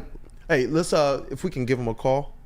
We'll get him on the phone call right here. Yep. But we're starting off with a guy he's younger. He's coming out of college. So much more that you can mold. And I like what Kelvin Shepard has already done with these linebackers. The level of aggression that they play with, the ways that they were able to scheme up those stunts and those blitzes and such. The fact that they were already able to manufacture pressure when they lost effectively a lot of people in that defensive line, and had a lot to do with Jack Campbell and Alex Anzalone and Calvin Shepard scheming stuff up. Bro, I'm excited for Jack Campbell and those linebackers can be. Y'all know I like the Yeah, linebackers. yeah. And nobody really, I don't know if there's any position group across the board that improved more than linebackers have over the course of the last few years. And as I said before, you look at guys who weren't all high draft picks except for Jack Campbell. I mean, Malcolm Rodriguez was 6th, Derek Barnes was 4th, Alex Anzalone, I don't remember where he was drafted, but he came to Detroit as a cast-off, had a bad first year, and like Barnes and like Rodriguez and like Jack Campbell, they all showed steady improvement, and I think that's as big a reason as any why Kelvin Shepard was rewarded with a defensive coordinator job. So a shout out to the linebackers. Where would this defense be if it wasn't for them? If it wasn't even for guys like Jalen Reeves-Maybin or Ben Neiman stepping up and when they had to. I'm not saying that they're anything to write home about, but you had no choice at some point. And that's what I'm saying. They stepped in and they were more than serviceable for those moments that they had to be able to fill in during such an injury-depleted year. I see Irv Gotti in the chat. He said, what up, though, Kool-Aid? The Lions are the level to not work on projects. If I'm going to trust Dan Campbell's decision, I will expect him to lead and make corrections ASAP from dumb A mistakes. And that, though, is what we've seen Dan Campbell do during his tenure here. Whether it be what he has to do with personnel, there's been hires. It was his buddies. It was his friends. It was like, hey, it ain't working out. Because I do believe Dan Campbell is here to truly win a Super Bowl. He's not here to make sure that, you know what, my friends and I have something nice going on. It'll be a decent run. We'll have some talking points and things of that nature. I don't think that's what he's after. This isn't the Patriots way type of thing here where it's Matt Patricia and Cole. And they're just here. They're talking about what they're going to do. That never comes to fruition. I believe that Dan Campbell truly is like, listen, this is about a Super Bowl. And if you're not about a Super Bowl, get the F out the way, friend or not. Yep, and if John Morton doesn't work out, he doesn't work out. Let's go to a quick break, and then we got Rod Beard on the phone. We can do a supersized segment talking all things Detroit Rod sports. Beard and Rob Murphy. Rod Beard and Rob Murphy. That's man. a lot of basketball. This is a lot of good basketball talk is going to be going on in this room, but tell us about Dr. Pierce. I will. Attention sports fans, don't miss out on expert sports injury insights with Dr. Jeff Pierce of Michigan Sports and Spine. He is their medical director. Join Dr. Pierce every Tuesday during Big D Energy and every Thursday on Ermanni and Edwards with Mass, where he's offering you top-notch injury advice. You got to trust the guy to DMAC trust. Why? Because Dr. Jeff Pierce is here to keep you in the game and performing at your best. For more information, visit MichiganSportsAndSpine.com or call 248-426-9944. How do people feel about getting a Planet Fitness membership for $15 a month? How do they like working out in a clean and spacious gym that's filled with equipment for every workout? And how about free fitness training in the judgment-free zone that leaves them feeling energized all day long? Join Planet Fitness today with the free PF app, online or in club, and start getting that big fitness energy for $15 a month. Big injuries, big news. Twice a week, Dr. Jeff Pierce from Michigan Sports and Spine joins Woodward Sports Network for the Injury Insider Report. Big D Energy Tuesdays at noon, and Ermanni and Edwards with Maz Thursdays at 3:30. Get expert analysis and in-depth breakdowns on the latest sports injuries from the man trusted by top athletes in the community, like DMAC. Whether it's the Lions, Pistons, Tigers, or Red Wings, Dr. Pierce talks us through it all. Don't miss the Injury Insider Report with Dr. Jeff Pierce, your go-to source for understanding the impact of injuries on the games and players we love. Only on Woodward Sports Network. Scan the QR code on the screen or go to MichiganSportsAndSpine.com to see if Dr. Jeff Pierce can help you. Feldman Chevrolet, Michigan's #1 Chevy dealer, is kicking off the game with the best prices on all cars, trucks, and SUVs, like this 2024 Silverado for just $296 a month, or this 2025 Equinox for as low as $371 a month. Our locations in Novi, Highland, New Hudson, Livonia, and Lansing means we have the perfect Chevy right in your backyard. Get the home team advantage every day at Feldman Chevrolet, Michigan's #1 Chevy dealer. Me and you. That's what it reads. We got to sell the people. You got to be here for some of these breaks that we got. I'm just saying. But sports fans, whether you're hitting the game or just chilling, Jars Cannabis has you covered. Jars is home to Michigan's largest line of recreational cannabis products. With 27 locations across the state, 9 alone in Metro Detroit, they are repping Michigan in a very big way. And don't fear, because if you live in Grand Rapids, Madison Heights, or Milan, Michigan, stores are coming your way very, very soon. It's Jars Cannabis. I know you want to get high.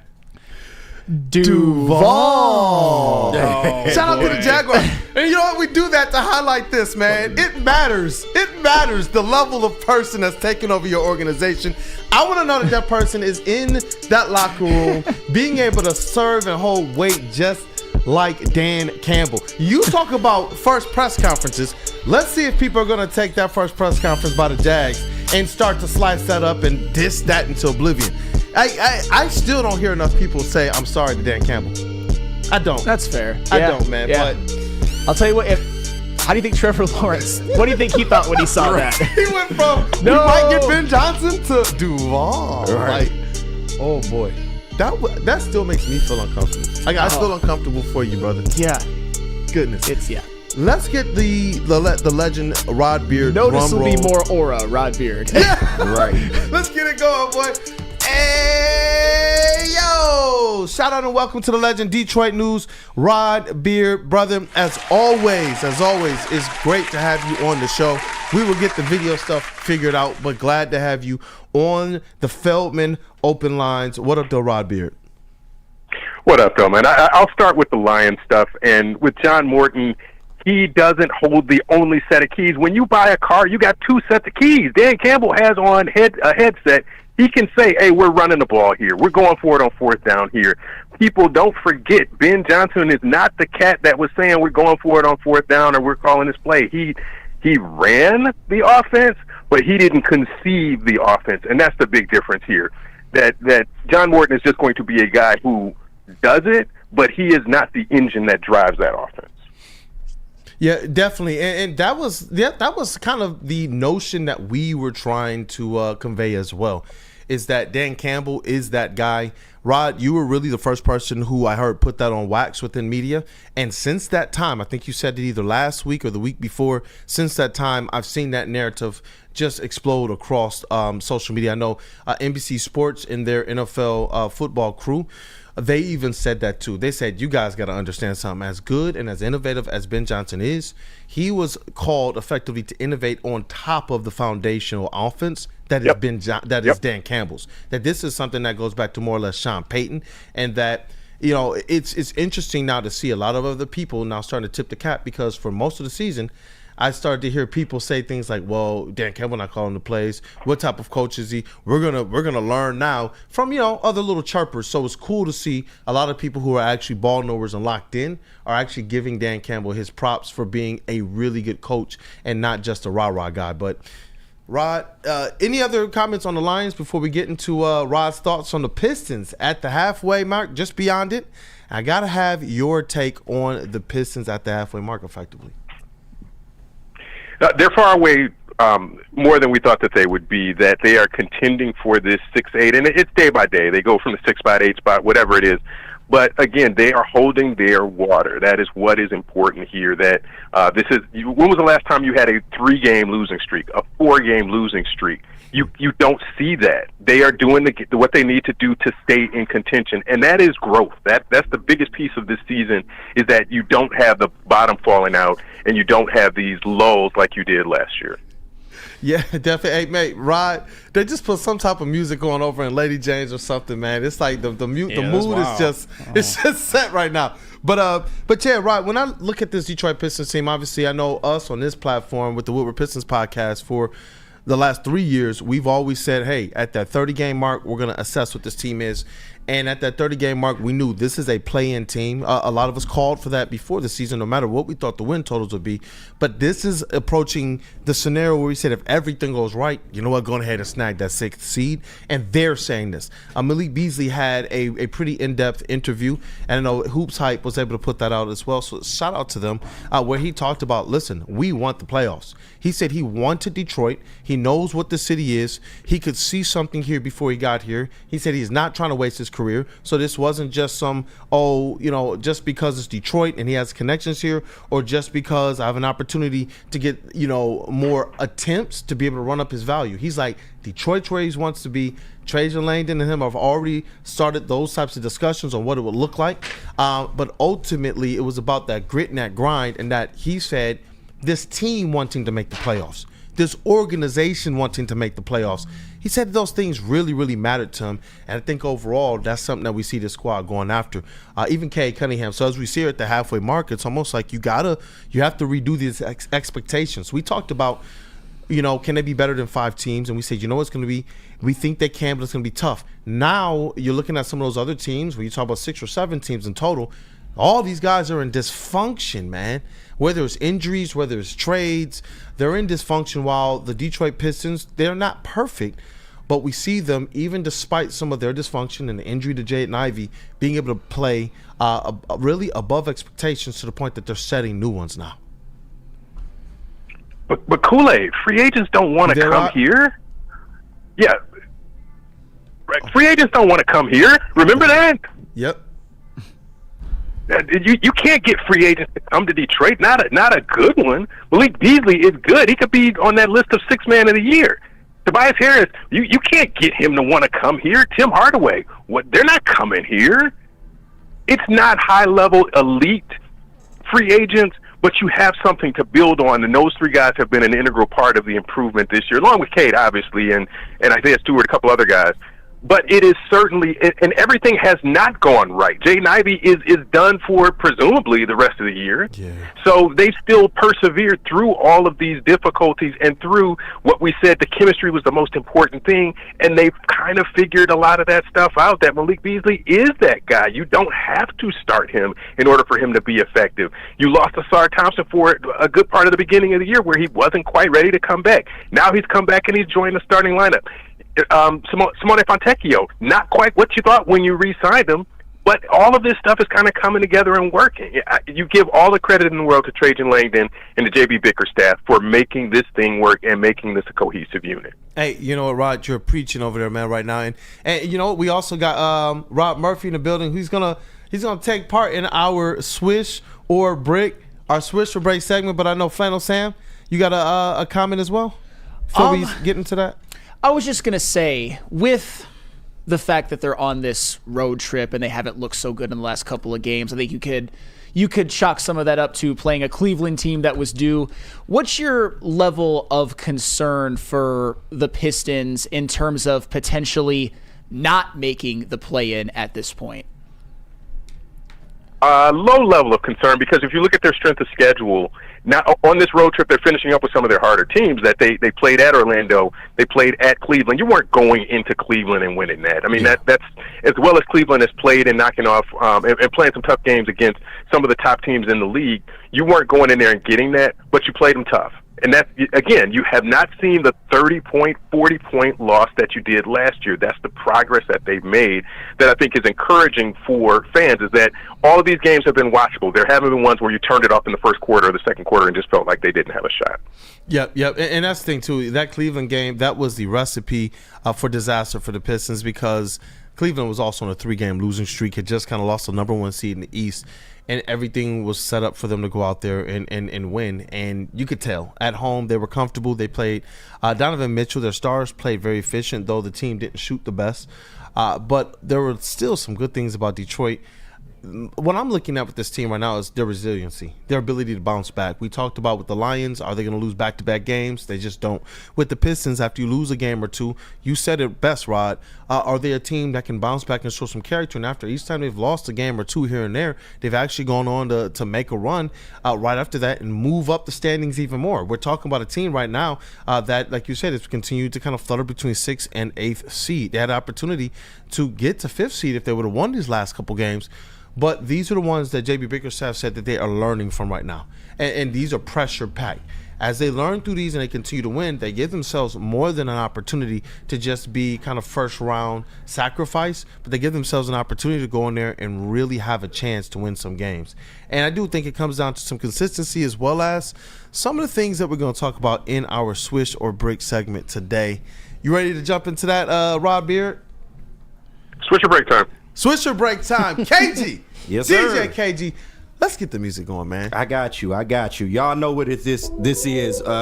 Swish or brick. And just real quick, because we do got Rob Murphy in the building. Oh, yeah. Hey, I just want to make sure that before we jump into that, you guys did see him on Big D Energy, as well as some of the reporting work and broadcasting work that he's doing right now. I'll let him just real quick. Hey, Rob, man, you over there, brother? Tell the people a little bit, man, about what you're doing right now. But obviously, coach, scout, GM.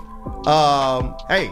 My first year when I was covering Motor City Cruise, I saw this face a lot. Helped make that first year for me just a little bit easier with somebody like him that was in the building. So what up, though, Rob Murphy? What's up, B? Thanks for having me. I enjoy listening to you guys. Right now, I'm doing a little bit of TV, enjoying the color commentating on ESPN Plus, covering the Big Ten and MAC basketball for some professional teams as well. Nice. And just enjoying my time right now, figuring out, my next steps if I want to get back into the college game, if I want to stay at the professional level, or if I want to jump full-fledged into TV.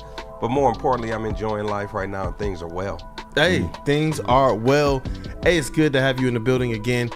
Let's jump into the Swisher break, man. Yeah, let's do I'm it. interested because these are ones that I really think we're going to need Rob Beard's perspective on. No, absolutely. And the first statement in Swisher Brick or Swisher Break, whatever your preference, and we, for the third or fourth time, we going to make this statement. Malik Beasley needs to be starting Swish or Brick. Oh, my God. I'm not. Listen, I know that I'm supposed to give. Okay. I know I'm supposed to give a confirming statement. The statement is that. Just read it again. But Malik Beasley needs, all That's caps, the supporting needs evidence. to be starting. That's it. Flannel Sam. As much as everybody likes this question, I dislike it. With all due respect, KG, that's why yes, take Tim Hardaway Jr. out. Fine. I throw my hands up. I don't care. Hey. Sorry, that's not something I feel that strong about. Let me just be real. If you need to take Tim Hardaway Jr. out and put Malik Beasley in, fine. Whatever. Rob Murphy, what do you think, man? Hey, Malik Beasley's been on some heaters. The chemistry that he has with Cade, but some people believe you leave that bench a little desolate. But you're a coach, man. You're the coach of the squad right now. Talk to me about it. Me personally, I would leave him where he is on coming off the bench. You need a scoring punch in that second unit. Yes. You can always stagger the minutes and play him more minutes and kind of mix and match it during the game. But I think to start the game, you keep your 5 now, and wherever he's needed to be plugged into, Coach Bickerstaff has the ability to do that. Hey, let's rock. JB Smooth. Against my best wishes, I want to say yes, but I kind of got to agree with Rob. Like, hey, stagger those minutes, keep them off the bench. You need that spark plug. So, no disrespect. Don't start them, but yet still. I don't think it's any disrespect. They have no choice but to keep letting him come off the bench. Unfortunately, that's just the position that he's in, because if he wasn't on your bench, then it would look very, very bad for what the Pistons got cooking right now. You're not getting enough from Simone Fontecchio. Marcus Sasser is solid, but do you want him to carry the entire second unit? I don't think so. So, no, he needs to start. I mean, he needs to be on the bench. He's doing a good job at that. So. Yeah, and I see the chat here before we kick it over to Rod Beard, the legend. Troy Lamar, he says Brick, Chuck Brewer, Brick. ADIS411, he says bounce. Is that a bounce in or a bounce out? Then we got some swishes from the Real K77 and a couple other people here in the chat as well. But Jonathan Lord says in and out for him. And for me, I wonder how much this changes if you're getting a little bit more out of guys like Marcus Sasser and Simone Fontecchio. But Rod Beard, what say ye? This question has popped up now for the third time, and you got to seems like the 8th time. What up, though, Rod? This is a brick. This is why are we doing this? Why? Who wrote this question? Let's go back to that. It's not broke. Don't fix it. I'll take that. Hey, let's get into the next one. Yeah, Rod's speaking my language right now. Love you, KG. Just that question. It's giving me like a visceral react. Oh, that's Kool-Aid. Because for me personally, I'll be for real with you. I do believe that sometimes you switch things up just a little bit, and I do believe that running potency next to Cade Cunningham out the gate, I like that sometimes. Some of the games that the Pistons have lost has been because they just haven't gotten out the gate fast enough. And when you see Cade Cunningham trying to catch a rhythm, sometimes those types of players get into a rhythm when the offense is moving. No, true. Then it puts a lot of pressure on him to have to then go out there and be Mr. 35 points a game, and people start saying, well, he getting turnovers, he getting this, he getting that. Wouldn't it be easier to have people that you know, I can depend on these guys with me to start the game? That's a little bit of where it goes. I can agree with that, but I think the key thing with Beasley is that they play him in fourth quarters, and a lot of times when the Pistons need, buckets late in the game, they do turn to Malik Beasley. So he's finding the role that he's in right now because you need him on your bench. If not, you don't have a bench. And that's the caveat there. If Sasser and Fontecchio were probably stepping up a little bit more, you probably can entertain that. Yeah. But number two, I think it has something to do with that. Yeah, a little bit. It was once Jalen Duren. Now it is Simone Fontecchio. Who's the most important Piston to you that needs to step up? And Chase, I look at you as well because I think that there's another name that people instantly talk about. Yeah. But I do know that Simone Fontecchio, he got a little bit of that contract. You talk about what we expected out of him. Coming from last year where he was shooting well, moving well, contributing well, and you guys are talking about the importance of what that bench is or is not. And when I look at that bench, I'm looking at Simone Fontecchio as the guy that needs to step up the most. But overall, it's about the Pistons. What about you, Final Sam? Simone Fontecchio, and it's just because of how much I fell in love with this game last year. It gave me hope in dark times at the end of such a miserable season, seeing Cade and Simone Fontecchio work so well together and Fontecchio take his game to a level that I didn't even know he had. This year, though, just incredibly inconsistent, hasn't really been able to get his shot going at all. Just pretty much a relative non-factor on the bench, and it's been, to me, one of the more disappointing happenings of this season. You guys can probably guess who's overrunning the chat right now, but hey, but Rob Murphy, what say ye, man? The most important Piston needs to step up right now. We've seen Jalen Duren take that leap over the last month. Is it Simone Fontecchio or is it somebody else? Because right now Tobias Harris is a name that is sweeping the chat as a Piston that people believe needs to step up. Yeah, I think there's a committee they all need to step up. But I would, if you had to choose one, I would go with Jalen Duren. He's a huge part of the future. Ooh, he's actually not rebounding at a high level. He has to rebound a little bit better. He could be a better rim protector. Yeah. And he needs to close out and hedge ball screens. And then like a game like tonight, he has to step out and guard Miles Turner as well because he'll be shooting those threes. So I would say Jalen Duren because he's most important. You're right. And he's a huge part of the future as well. And he's dependent on, and he's a starter. So I think if he plays more significant minutes and dominates the paint, protects the paint, finishes in the paint, I think that'll be a huge asset for the Pistons as they continue to move forward. I mean, we saw Jalen Duren improve, and you know what? Somebody who was really there at the scene is saying, nah, there's more to go. Hey, JB Smooth, what say you? I mean, come on, the chat just said it for me already. It's Tobias Harris. Either step up or step off, man. I'm sick of this. Hey, KG. I think it's Simone Fontecchio because Duren has made some improvements. I do agree with what you said, Rob, but over the last, I would say, 15 to 20 games, we've seen a little bit better of a Jalen Duren.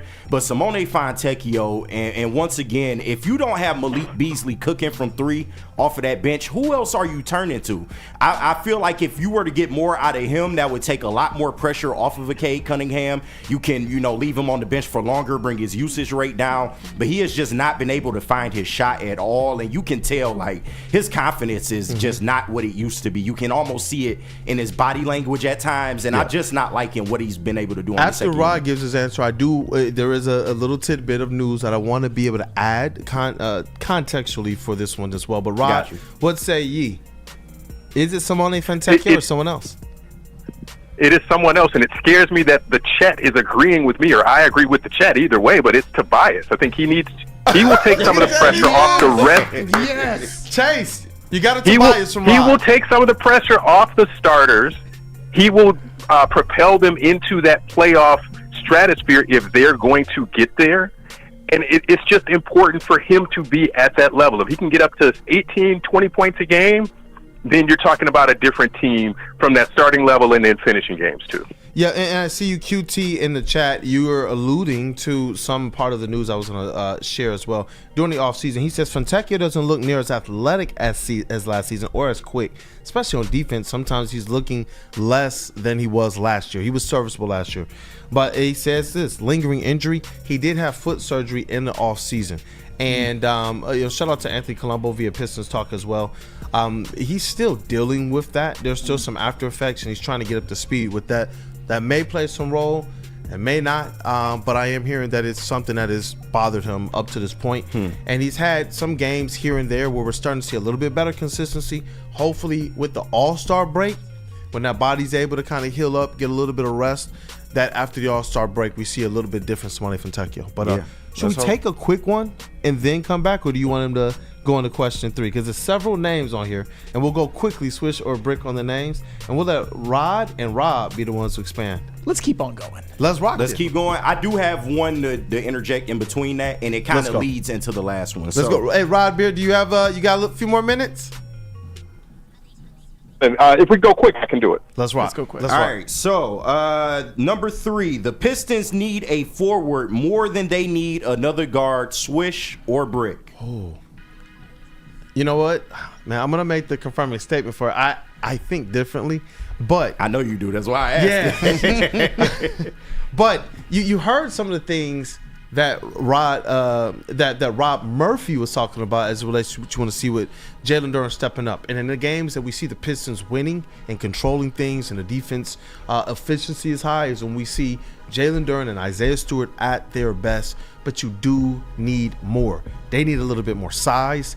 They need somebody who it's easy for them to rebound, and not Isaiah Stewart, who he does a heck of a job at it, but it takes everything that he has to be that guy that's blocking the shots at the rim, rebounding, guarding and switching all over the place. I believe if you have one more player, that makes a difference. What say ye, Flannel Sam? I'm going to go Brick. I think you need a backup point guard a little bit more, and I think that was exacerbated by Jaden Ivey's injury. Yeah, Rod Murphy. Yeah, I agree with Flannel. Is it Flannel Sam? What yes. I kind of like that Kool-Aid, the Flannel Sam. But for me, I would agree that they need a point guard. Obviously, if Jaden Ivey was here, my answer would be different. But it's really tough when you don't have a secondary ball handler or someone who can initiate your offense like Cade does. And, Sasser has tried to do that, but I think he's more of a combo guard or scoring guard. But they need someone with the mentality of getting others involved and still have the ability to score.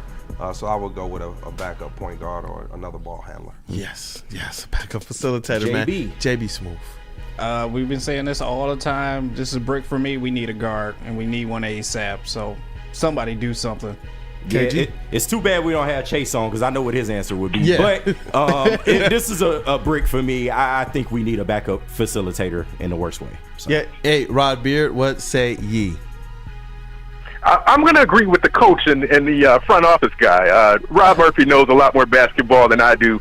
He sees the need for a facilitator and a backup point guard. I agree completely. Hey, you know what? Hey, Rob Murphy. Rod said he's going to go with the coach and the former exec. He says that just spot on with your assessment on that question. And you know what? With this next one, we will all give our swish or our breaks. We'll allow Rob Murphy and Rod Beard to be able to expand on it. But there are just some quick, it's a list of names we'll go through as it relates to trade deadline targets. All right. Hey, let's go, KG. All right, here we go. The first one, Colin Sexton, swish or brick? I want to say swish, but I got to say brick. Okay. I'm going to go swish. Underrated efficiency. I like him. I think Danny Ainge is going to smack us. That's my only reason. I get it. Hey, what say ye, Rob Murphy? Colin Sexton. I like Colin Sexton if we can get him. It's all about chemistry, though, when you're either trading or signing a guy. With Jaden Ivey coming back with a full recovery with him and Cade as your backcourt, I'm not sure if Colin Sexton is the guy to come in as a backup and play that role, being that his aggressiveness is in what he wants to be as a player. So I would pass on Sexton for the future of the Detroit Pistons. JB Smooth. I'm going to go swish as long as the deal and the money's right. Hey, yeah, I'm glad Rob said that, because that's what I worry about, the Ivy factor. But for the player, the player, I say swish, because he's the type of scorer Cade needs next to him. Hey, what up, though, Rod Beard? What say you, Colin Sexton? Brick. Brick. Brick, I'm not trading with Danny Ainge ever. Can't do it. I feel you on That's that. fair. All right, next name, Lonzo Ball, Swish or Brick? You already know, Swish. That's my deliberation. Swish, as good of a facilitator as you're going to find, at least at this stage. I'm interested in this one, Rob Murphy. What up, though? A Swish for me. I mean, again, I keep bringing Jaden Ivey into the fold, and if he comes back fully healthy, if Lonzo Ball would be perfect. Coming off the bench, he has size for the position. He's a good defender, has an ability to score, but more importantly, he can get others involved on that second unit and be a great player for the Detroit Pistons now and into the future. JB Smooth.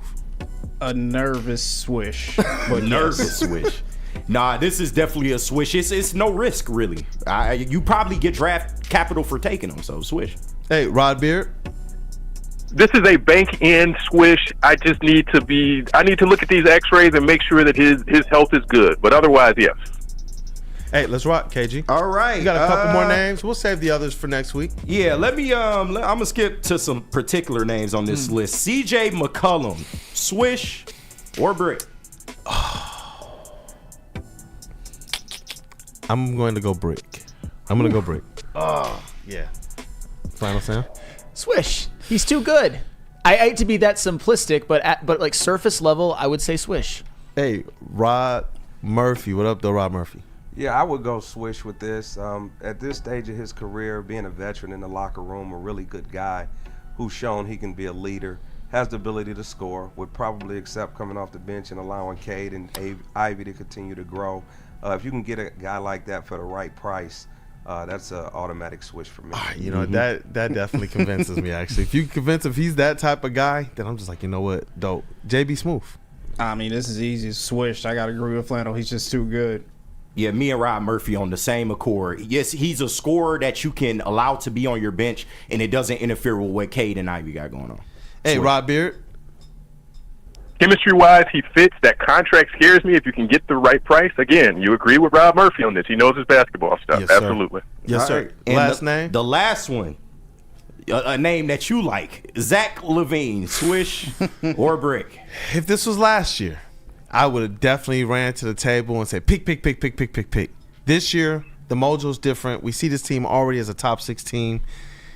Oh, goodness gracious. And that contract is just too weird for me to say, to take a swing on. Goodness, man. I feel dirty saying this.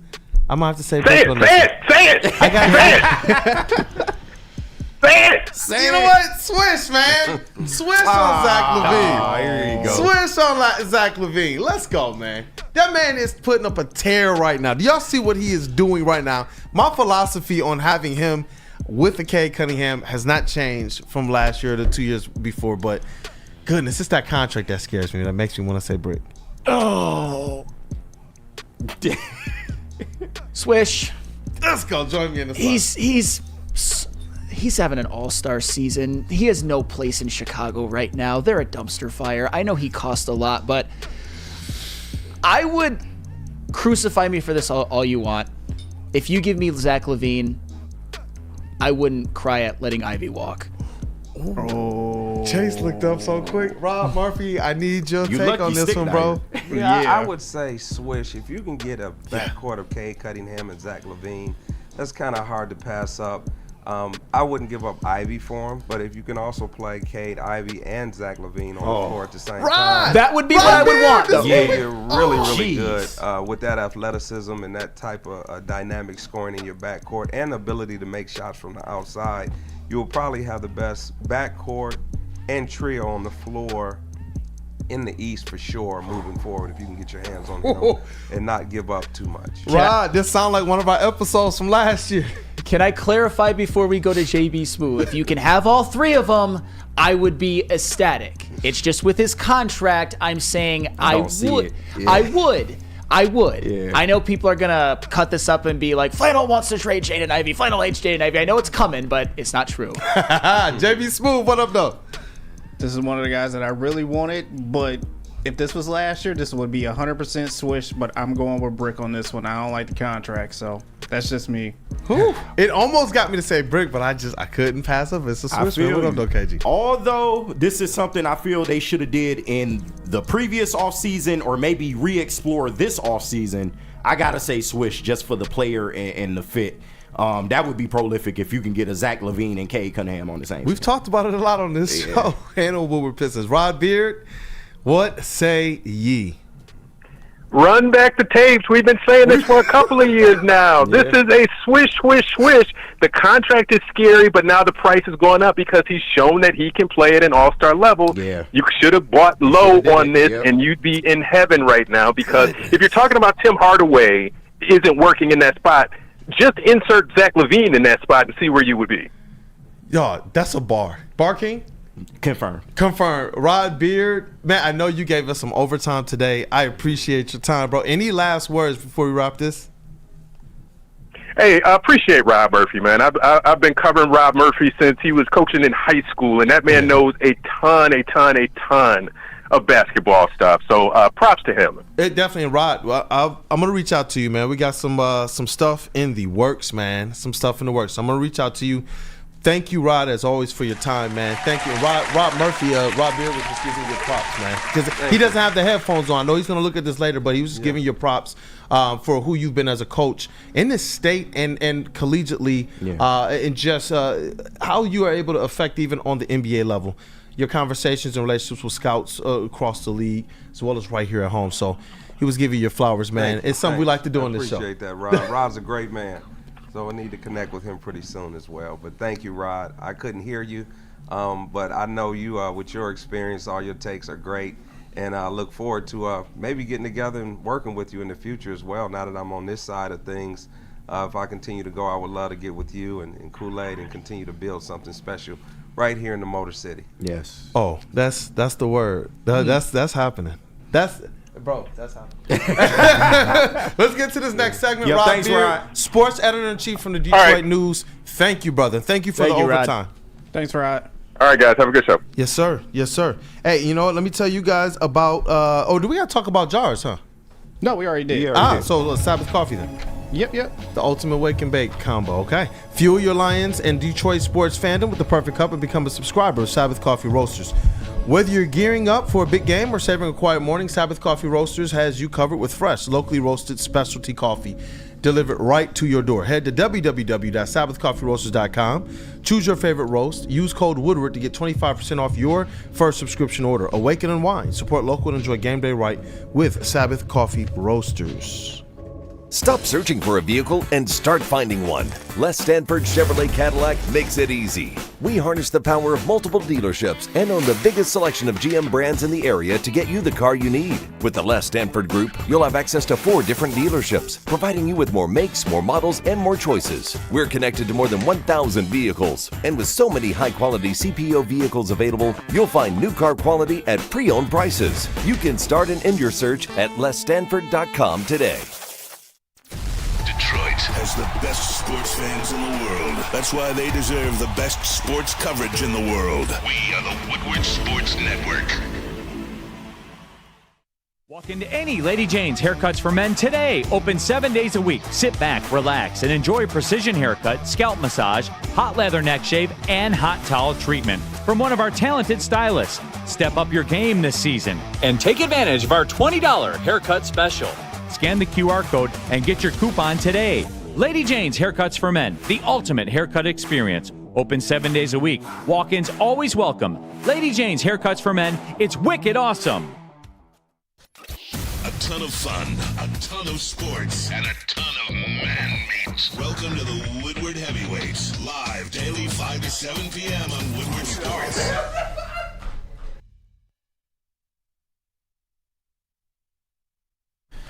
Dreaming of a new home but feeling the financial pinch? Mark White & Associates, your trusted real estate experts, are here to help. Mark White and his team will pay up to $5,000 of your closing costs. That's right, I said $5,000. Call Mark White & Associates today at 248-290-8242 or visit them at markwhitesales.com. Again, call Mark White today at 248-290-8242 to make your dreams come true. buy a home, celebrate with Soroki's. Soroki's Crispy Chicken and Pizza has a limited time offer, continuing throughout the football season. Soroki's is debuting their fresh signature flavored wings this football season. Grab your friends, order New York style pizza, and add fresh wings for the games this weekend. Try one of their 7 different flavors. Visit their website at sorokis.com. What up, though, people? Welcome back. It is Wake Up Woodward. We appreciate you all for kicking off the day with the WUW Crew. Hope your day has started off great. You guys have definitely helped us a ton.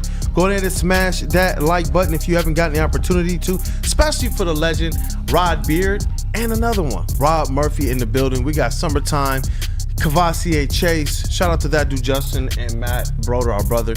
The Elite Booth, you guys already know, Detroit's #1 draft pick KG, and Woodward Sports MVP JB Smooth, flannel and Kool-Aid up here, man. But JB Smooth, let's get things sparking. Word to Jars. It's that time. Everybody's favorite segment of the day. Let's do it. And now it's time for the most electrifying segment on the internet. Bum, bum, bum. It's What's Trending with JB. Live on Wake Up Woodward. This man needs no introduction. Let's rock. What's up, chat fam? What's going on, fellas? Hey, I got a little bit of news for you. KG, you're going to be a little bit disappointed with this one. Okay. WWE has been trying to sell this for a while. It's officially gone now, but they have sold Titan Towers, and now it will be turned into apartments. I'm not mad at that because a lot of nasty vent stuff happened in that building. So, yeah, good riddance. Good riddance. Good riddance to Titan Towers. Sorry, once again, it has now been sold. But, hey, I do have some good news because I had a good day last night. Shout out to my Spartans once again. So, I treated myself to a little bit of ice cream as well, too. And I wanted to feature some new ice cream that is coming your way. So, guys, let me know if you will buy any of these. First up, Eggo Waffle Ice Cream. Eggo Waffle Ice Cream? Hard pass. I'm not a big fan of Eggos like that. I was really worried where you were going with this, JB, and this isn't so bad. Yeah, I like the ice cream sandwich so. one, actually. The ice cream sandwich one is actually pretty intriguing to me. Eggos are overrated. What? Wow. Yeah, come over here, Chase. Chase, where you at? Yeah, where Chase at? Have you guys ever had the cereal waffle crisp? Yeah. The milk afterwards is delicious. I'm wondering if they maybe just like harness that flavor into like a vanilla based ice cream, because that would be phenomenal. I actually would try this. I'm straight. Look at KG. KG not doing it. He not false. I'm straight. Flannel look like he's still deliberating. No, I definitely would. I mean, it's a standard ice cream flavor. Like I said, I was JB. You had me worried for a second that was gonna be something real bad, but well, you might not like so. this one. What about some Rice Krispie ice cream? Oh, hell no. That's not as appealing at all. Rice Krispie treats are pretty Hell good. no. When you put like 2 scoops of sugar in there. Yeah, we talk about just base Rice Krispie. Oh, base? Yeah. So not like the Rice Krispie treats. So I don't know, but The ice cream sandwich is good, but just the ice cream makes me like, bro. huh? I'm straight. Yeah, but this is just original ice cream. I think it's just vanilla kind of mixed with Rice Krispie. that's not bad. You It's can have ice that cream. shit. I'm with KG on this one. I don't know about that one. Hard pass. Damn, that's a pass for that I one will too. take the whole thing to myself, and just I'm not trying to be Chase on the will toilet. like this one. so Xavier I'm D good. said type 2 diabetes on the way. Bubble guts on the way. I'm straight. Yeah, all right. So you guys passing on the ice cream. All right, I understand completely. But I got to ask you guys this as well, too. If you're at the barbershop, because I see a lot of us have those beards going on right now, what would you do if your barber did something like this to you? Oh, no. Oh, boy. Oh, what? Oh. Bro, that makes me kind of gag. Oh, dog. hell. Get your finger out my mouth. No, dog. I cannot look at No, that. bro. No, he did not just put his finger in his mouth. No, Yes. dog. No. Rob Murphy, what is going on right now, bro? No, I have no idea. Right. No chance. I'm out of the chair. Yeah, no, for real. Immediately. I'll find somebody else to finish my haircut. I might swing on you, just to be real. Like, what did you in my mouth for? Pause. Like, what are you putting your finger in my mouth for? Man, look, I ain't gonna lie, dog. I love UFM Health System. I have all my kids there. Man. But there was this one thing. They had the little silicone glove on. Baby was crying. They just put it right in. I'm like, bro, get your finger out of my baby's mouth. So when I see this, it's just like double trigger alert, man. Fish hook and wrestling. Right. Chase. So no go on this one. You're out the chair. Yeah, come on, bro. Would you stay in the chair? Staying in his chair. What barbershop are we at? Lost his mind. Is it at Lady Jane's or is it at the one on the block? No, this is the one around the block. You talking about is it, Lady James? Wow. Does that make a difference? You're right. Yeah. I am a married man, Flannel Sam. Yeah, right. Some of these sickos in the chat want that to be Lady James Oh, for sure. 1,000%. The tips that some of them would get, not from me, but from some of you sickos. Yes. Not from you. The hot towel and the gum massage on top of it. Get the fuck on. Y'all wildin' today, man. Y'all are on something today. And finally, I will end what's trending with this. I know it's early in the morning, but you always got to remember to start your day off right. This is how y'all should be starting your morning. Let me get 5 quesadillas, one of everything. Holy shit. Am I wrong? I ain't gonna lie. I had days like that, man. I had eras like that. I really did. I tell people, go back and look at Kool-Aid from the beginning of Woodward Sports, man, versus today. I had those types of mornings. I can't get you getting 5 quesadillas from Taco Bell first thing in the morning. Like first thing. do you need a laxative? Like I don't understand. Like, bro, I had a phase where I was just addicted to the fish fillet from McDonald's, and as early as I could get it, I left work. That's really. I did not have breakfast. Bro, me and my brother, that was just our thing, man. That was what it was. And so, look, we were in college. I was going on my way back to work. I was at the red light, bro, and I was just chowing down. And I looked up, and there was some people like right there looking at me like cracking up, dog. I was like, God, if this was the era of not VHS and instead camera phones, I probably would have been viral because I was smashing. It was like right when they turned the menu, got my fish fillet, got my fries, and I was smashing. Bro. Some people addicted to drugs. You are addicted to fish fillets from me. That is crazy work right there. Chase into the booth. Oh boy. Oh, yeah. What's up, Chase? I was just gonna say, I feel like whenever you're in your car, you kind of feel like no one else can see you, and then like sometimes if you don't got those tinted windows, you're like, oh shit, like you get caught. I ain't no, bro. My first car was a Ford Contour with busted shocks. I looked over and I looked at him, and the only thing I could do, my mouth was full. I was like, they looked back and they were like, you know what? I was like, they was looking at you. Look at this poor motherfucker over here. I had to scrape together the kid, dog. I was a college student. I'll say this.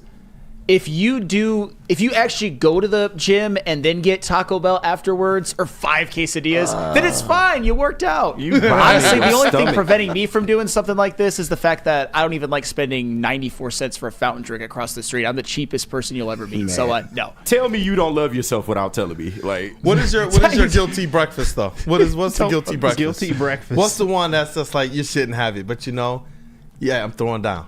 I mean, shouldn't have it, but I love the McMuffins from McDonald's. Look, I'm judging your filet of fish, and I love the sausage McMuffins, but no, I love them things, man. Especially if they made the right way. Oh my god, so good, bro! Like you never go wrong with it. Barber's Choice from Bob Evans, man. Oh my god. Come on, you play them. No, the worst, the guiltiest breakfast I ever had, and this is gonna really make me look like a waste of life that should be on the street. There was one night where I went out, had a good time, put some soup and noodles in the microwave, woke up with vomit on my shirt, and the soup and noodles were still in there. So that was my breakfast. God. What? God. What just happened? Oh, man. I hope you brushed your teeth afterwards. Oh, of course I brushed my teeth, but those soup and noodles, man, that I wanted it so bad at like 2:30 in the morning, but I was like sick and I fell asleep, and you know the rest. You know the rest. Oh, of the I'd story. had them nights before for sure. Jeez. Hey, Robert Murphy, man, what's that guilty breakfast for you, man? I'm not a breakfast person. I'm usually a tea and coffee guy just to get my day going. But that's swag right there. That's swag. I'm not a tea and coffee guy. I don't eat breakfast. So you're not having one of these noodle if I mornings. do have one, I'm like CJ. That bacon, egg, and cheese biscuit from McDonald's. Always hits the spot for me. But outside of that, no, I just do my latte, or I get some tea, some coffee just to get my day going. And about lunchtime, I'll have something to eat. But no fish fillets for me, especially not early. If I break down, cool, but not early. I'll leave that to you. I tell you, man, the older I get, I can't even do that no more, man. Now my body looks at me like, what the frick You you almost doing? 40, bro. Like, why? Put that filet of fish down. Put that filet of fish down. I gotta go with the McGriddle and a couple hash browns straight out of McDonald's, man. Simple. Yeah. That's it for Bro, me. a But cheese McDonald's McGriddle, got us, man. They well got us. done. It's Yeah. the best thing ever, dog. It's the best thing ever. shout out. But that's it for what's trending, you guys. Let's hop into some mailbag while we got some time. Hey, let's do that, man. Let's do that. Do we hear from our friends? We hear from our friends at Feldman, right? No, not yet. We also got to pay a couple bills too before we do all that. Let's do that, chat family. Hey, get those Feldman mailbag questions in the chat. And you know, hey, we're close, really close to a like goal. If you guys can, smash that like button if you haven't gotten the opportunity to. Let's All rock. right, so I will read you Winter Blast and Feldman. Woodward Sports welcomes the Winter Blast presented by Soaring Eagle Casino and Resort. Starting Friday, January 31st, it goes through February 2nd in downtown Royal Oak. Ermanni and Edwards with Maz Show will be down there from 2 to 4 this Friday. Don't miss cool events including free ice skating, spectacular ice sculptures, live music and heated tents, marshmallow Took your breath roasting, away. food trucks galore, and thrills from a 300-foot zip line. And best of all, admission is free. For info, go to winterblast.com. Go to Winterblast, buy a car, perfect day. Since 1996, Feldman Automotive has been driven to provide a fast, convenient, and first-class car buying experience called the Feldman Advantage. With 18 locations, there's a Feldman dealership in your backyard. Visit feldmanauto.com to find the location nearest you. Feldman Chevrolet, Detroit's #1 Chevy dealer. How do people feel about getting a Planet Fitness membership for $15 a month? How do they like working out in a clean and spacious gym that's filled with equipment for every workout? And how about free fitness training in the judgment-free zone that leaves them feeling energized all day long? Join Planet Fitness today with the free PF app online or in club and start getting that big fitness energy for $15 a month. Game is won in the trenches, and our big fellas don't mess around. The Woodward Heavyweights on Woodward Sports. Man. Football's big game is right around the corner, everybody. Make sure you're ready to get the most out of your favorite sports with the best sports books made in Michigan for Michigan from Soaring Eagle Casino and Resort. Fund your online account with cash. No need to link your credit card or bank account and get a 100% deposit match up to $1,000 with 50 free spins as well from the casino. Visit playeagle.com, or you can always check them out on your Android and Apple device as well too. And you can't forget about this one, everybody, because the big game requires a big party. Woodward Sports is live once again for our another watch party at Hayes Social. Come watch the game with the crew on 3 17-foot screens. Book your table today before they are gone. Call 586-247-2223. Great food, drink specials, the best big game party around. Hayes Social at 21 Mile and Hayes in Shelby Township. Brought to you by 1800 Tequila, Sabbath Coffee, Soroki's Crispy Chicken and Pizza, and you can't forget about New Holland Brewing Company as well. And we are back. It is Wake Up Woodward, and it's time for the Feldman Automotive Mailbag segment. Xavier D says Sam puts lettuce on his soup. I don't know if you put it on your soup, but I do know you put lettuce on what's lettuce pizza, fan, right? I mean, occasionally, not all the time, but lettuce is my superfood. If I don't have lettuce with dinner, I just don't feel I'm at peak performance. Do you eat any other vegetables other than lettuce? No. Not really. Tomatoes and corn. I'll do tomatoes and corn. Hey, you know what? Just a straight up American. I like that, man. America. But let's get into this Feldman Mailbag segment. IT Hips. And this is a good one. Feldman Mailbag. I like the way he phrased this. Do you want to see the Lions keep Zadarius Smith in 2025? Obviously, there's some rumors.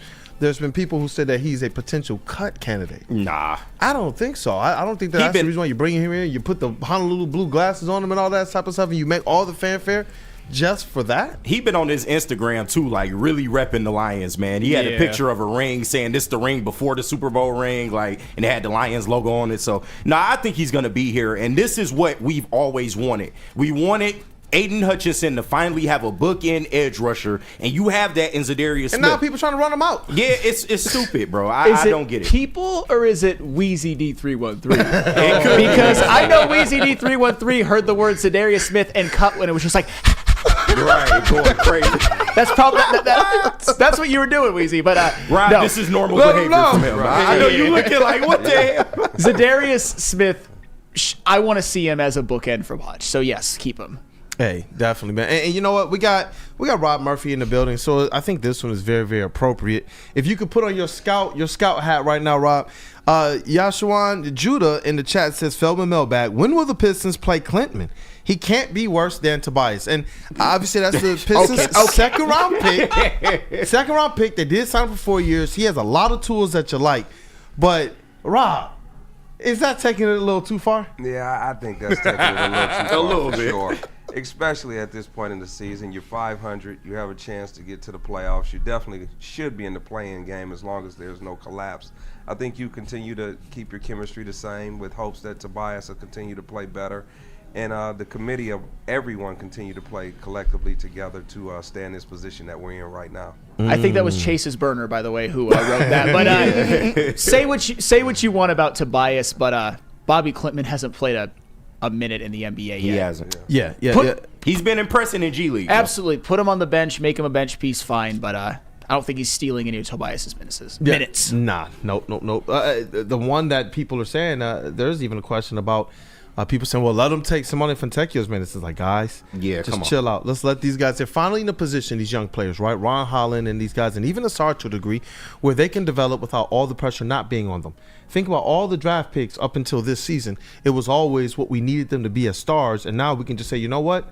You guys can actually take your time and develop a little bit. And to me, that shows that the organization at least is in a more healthy direction. And Rob Murphy, you can correct me if I'm wrong, when you have the ability to have your young guys actually learn to play the game rather than having to depend on them high usage rates. Like, think about Asar Thompson last year versus what we're seeing them this year, obviously under a minutes restriction because of what happened in the offseason. But I like the fact that all the pressure is not on these young players right now, Rob. Yeah, they've had a chance to grow over the last few years, too. Unfortunately, they were put in positions the last couple years, and a lot of guys were hurt, whether it was Bogdanovich, Burks. Yeah. Those guys were hurt. This year, what you're seeing is Hardaway and Beasley and the guys that they brought in this year, they've not been hurt, and they've helped bring the team along, and the young guys were able to get the minutes the last 3 years. So now it's kind of just flowing together smooth, and this is kind of a perfect, storm for everybody to play well together. And being right now 500, you can't ask for anything more. Everybody wants more because you obviously want more from Tobias and Jalen, and we having all these conversations. Yeah. But where the franchise was to where it is today, and the lumps that were taken over the last 2 or 3 years, it's finally paying off, and you're seeing the dividends from the struggle from a few years ago. Dang, you spitting, man. Spitting facts. Oh, yeah. Charles McClain, # Feldman Mailbag. ESPN and NFL Network give the Lions an A and an A+ for the Morton hire, but a C- and a D for the Kelvin Shepherd hire as defensive coordinator. What would you grade both hires? Let's start with you, Flannel. What would I grade both That's hires? That's a good question. It's tough Both right now. B+, I guess. Maybe Kelvin Shepherd a B+ and John Morton a B. It's so hard to do before you've even seen throughout the season, but I think the Kelvin Shepherd low grade probably speaks to people just don't know who he is. He hasn't been in coaching very long.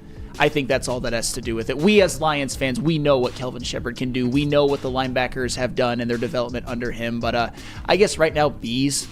I kind of feel that it's almost this. This isn't something I'm against either one of the hires, Right. and it's something that you hope for. But obviously, we got to see this thing through, and I believe it's more or less the growth of us. I know you're probably the more measured person on the show with some of these takes, and for me, it's about growth. I want to see where they take us from here, but I am encouraged by all of the other intangibles surrounding why they're in the positions they are. Yeah, I think the John Morton hire is a B. Kelvin Shepherd, I would say that's an A. And no, it's not just because y'all think I look like him, okay? Where were you when he got the job? I don't know. Listen, Huh? I can't divulge those details. I can't do it. But overall, I mean, the guys instantly respect him. He's been around the guys on defense. So that's already, one job that you don't have to worry about. And as a linebackers coach, you have a good grasp on, what really fits on this defense, and I feel like having Kelvin Shepherd in there, being familiar, with all the players, I feel like that's a good move, man. I like that. Nicholas Duncan, He's trying to pull out all of our heartstrings. This might be our last Feldman one today. And I like this one. It's a lot of questions today. Nicholas Duncan, Melsack. Would you rather have edge or IOL on OT in the first line? So he's in the first round. Either offensive lineman, defensive lineman, or traded for Crosby. Are they going to play ball and actually trade Crosby? I don't think that the Raiders want the Lions to have Crosby on under any circumstance. I just don't. The when it came out that Brad Holmes actually knocked on the door of the Raiders for Max Crosby, and they basically said, go home, you know that Brad Holmes is not going there with a low ball offer. You know he's walking into the door already knowing what he has to give up. And the Raiders sent him home. Like, I just don't see it ever happening. They don't hurt the Raiders if they trade him to us. They in a whole different conference for some reason, though. Yeah, I mean, he's a franchise legend, literally the only one you have in the building right now. He already said he doesn't want to go anywhere contrary to what everybody else thinks. He came out and told you, I'm not trying to leave. So if he don't want to leave, that's on him. That's on him. In his eyes, I can see the reflection of somebody holding a note in the background. He was reading that. When he was unscripted on the podcast, they said, if it ain't the Raiders, where you want to go? Lions. No hesitation. Obviously, Max Crosby overall, but when I put my realistic hat on, which I just metaphorically did, still Max Crosby. F it. Draft picks are lottery tickets. I don't care if they're Brad Holmes. Hey, Randall Small, shout out to you, man. $20 super chat. Love you guys' show. Today is my birthday, and I share it with the second best Tiger fan, Tom Selleck, and Oprah herself. Hope all you have a great day.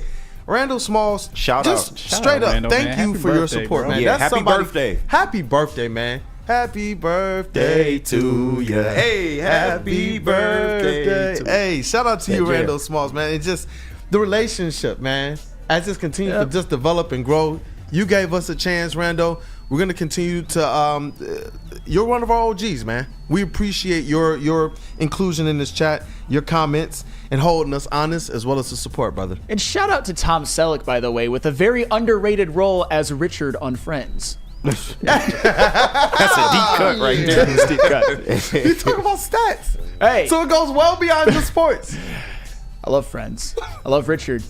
Unfortunately, the age gap was a little bit too much for him and Monica to handle, but he was a great character. It was just too much, man. Too much. Too much. She knew that if she got with Richard, that it also meant her friends were going to be married to him too. To the people that know, they know. But is that a show? Yes. Hey, you know what? Shout out to the legend, Detroit News Rod Beard, for giving us his time and giving us overtime as well. Every single Wednesday, we look forward to it. And this has been ongoing for a long time, at least for me. When we started the Woodward Pistons podcast, to be able to bring it to this platform and how the WUW Crew has been like, yeah, let's rock, and actually turn this into something that much better, in my opinion. I'm grateful to you guys. The content over at Woodward Pistons is banging. So appreciate you, chat family, as well. If you haven't gotten the opportunity to, go ahead and smash that like button. We got Summertime in the building, Cavassier Chase, that dude Justin working hard, and our brother Matthew Broder as well. So let's get this chest pass going. Oh, look at you knocking stuff over. Hey, bottle flip though, right? You getting resty, bottle man. Flip. Wow. With the bottle that was open. I was going to say that could have been way worse. Found his VHS It could have footage. been way worse. Got all my technology up here. Hey, but you know what? Shout out to Rob Murphy giving us his time. He was on Big D Energy yesterday. I saw the clip, got a lot of love on Instagram. Rob Murphy, there's so much we can say about you. One of the more decorated people just in the state as it relates to sports. Your resume as well. Thank you for giving us your time, man. I look forward to having you around a lot more, Rob. Yeah, thank you for having me, B. I enjoyed my time here on Big D Energy, now on Wake Up Woodward. You guys do a phenomenal job.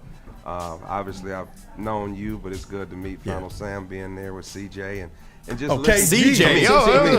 Yeah, KG. McCullen over there. I appreciate you. It's all good. KG, but listening to you guys and your takes and how you cover sports is great and is needed. And it's definitely needed to wake people up in the morning. People wake up wanting to hear about the Lions, the Pistons, the Tigers, the Red Wings. And I think you guys do a phenomenal job delivering and including the audience as well. So keep doing what you're doing, and I look forward to coming by and visiting with you guys again soon. Yes, bless, brother. Appreciate that. Man, blessings. That goes such a long way. Yeah.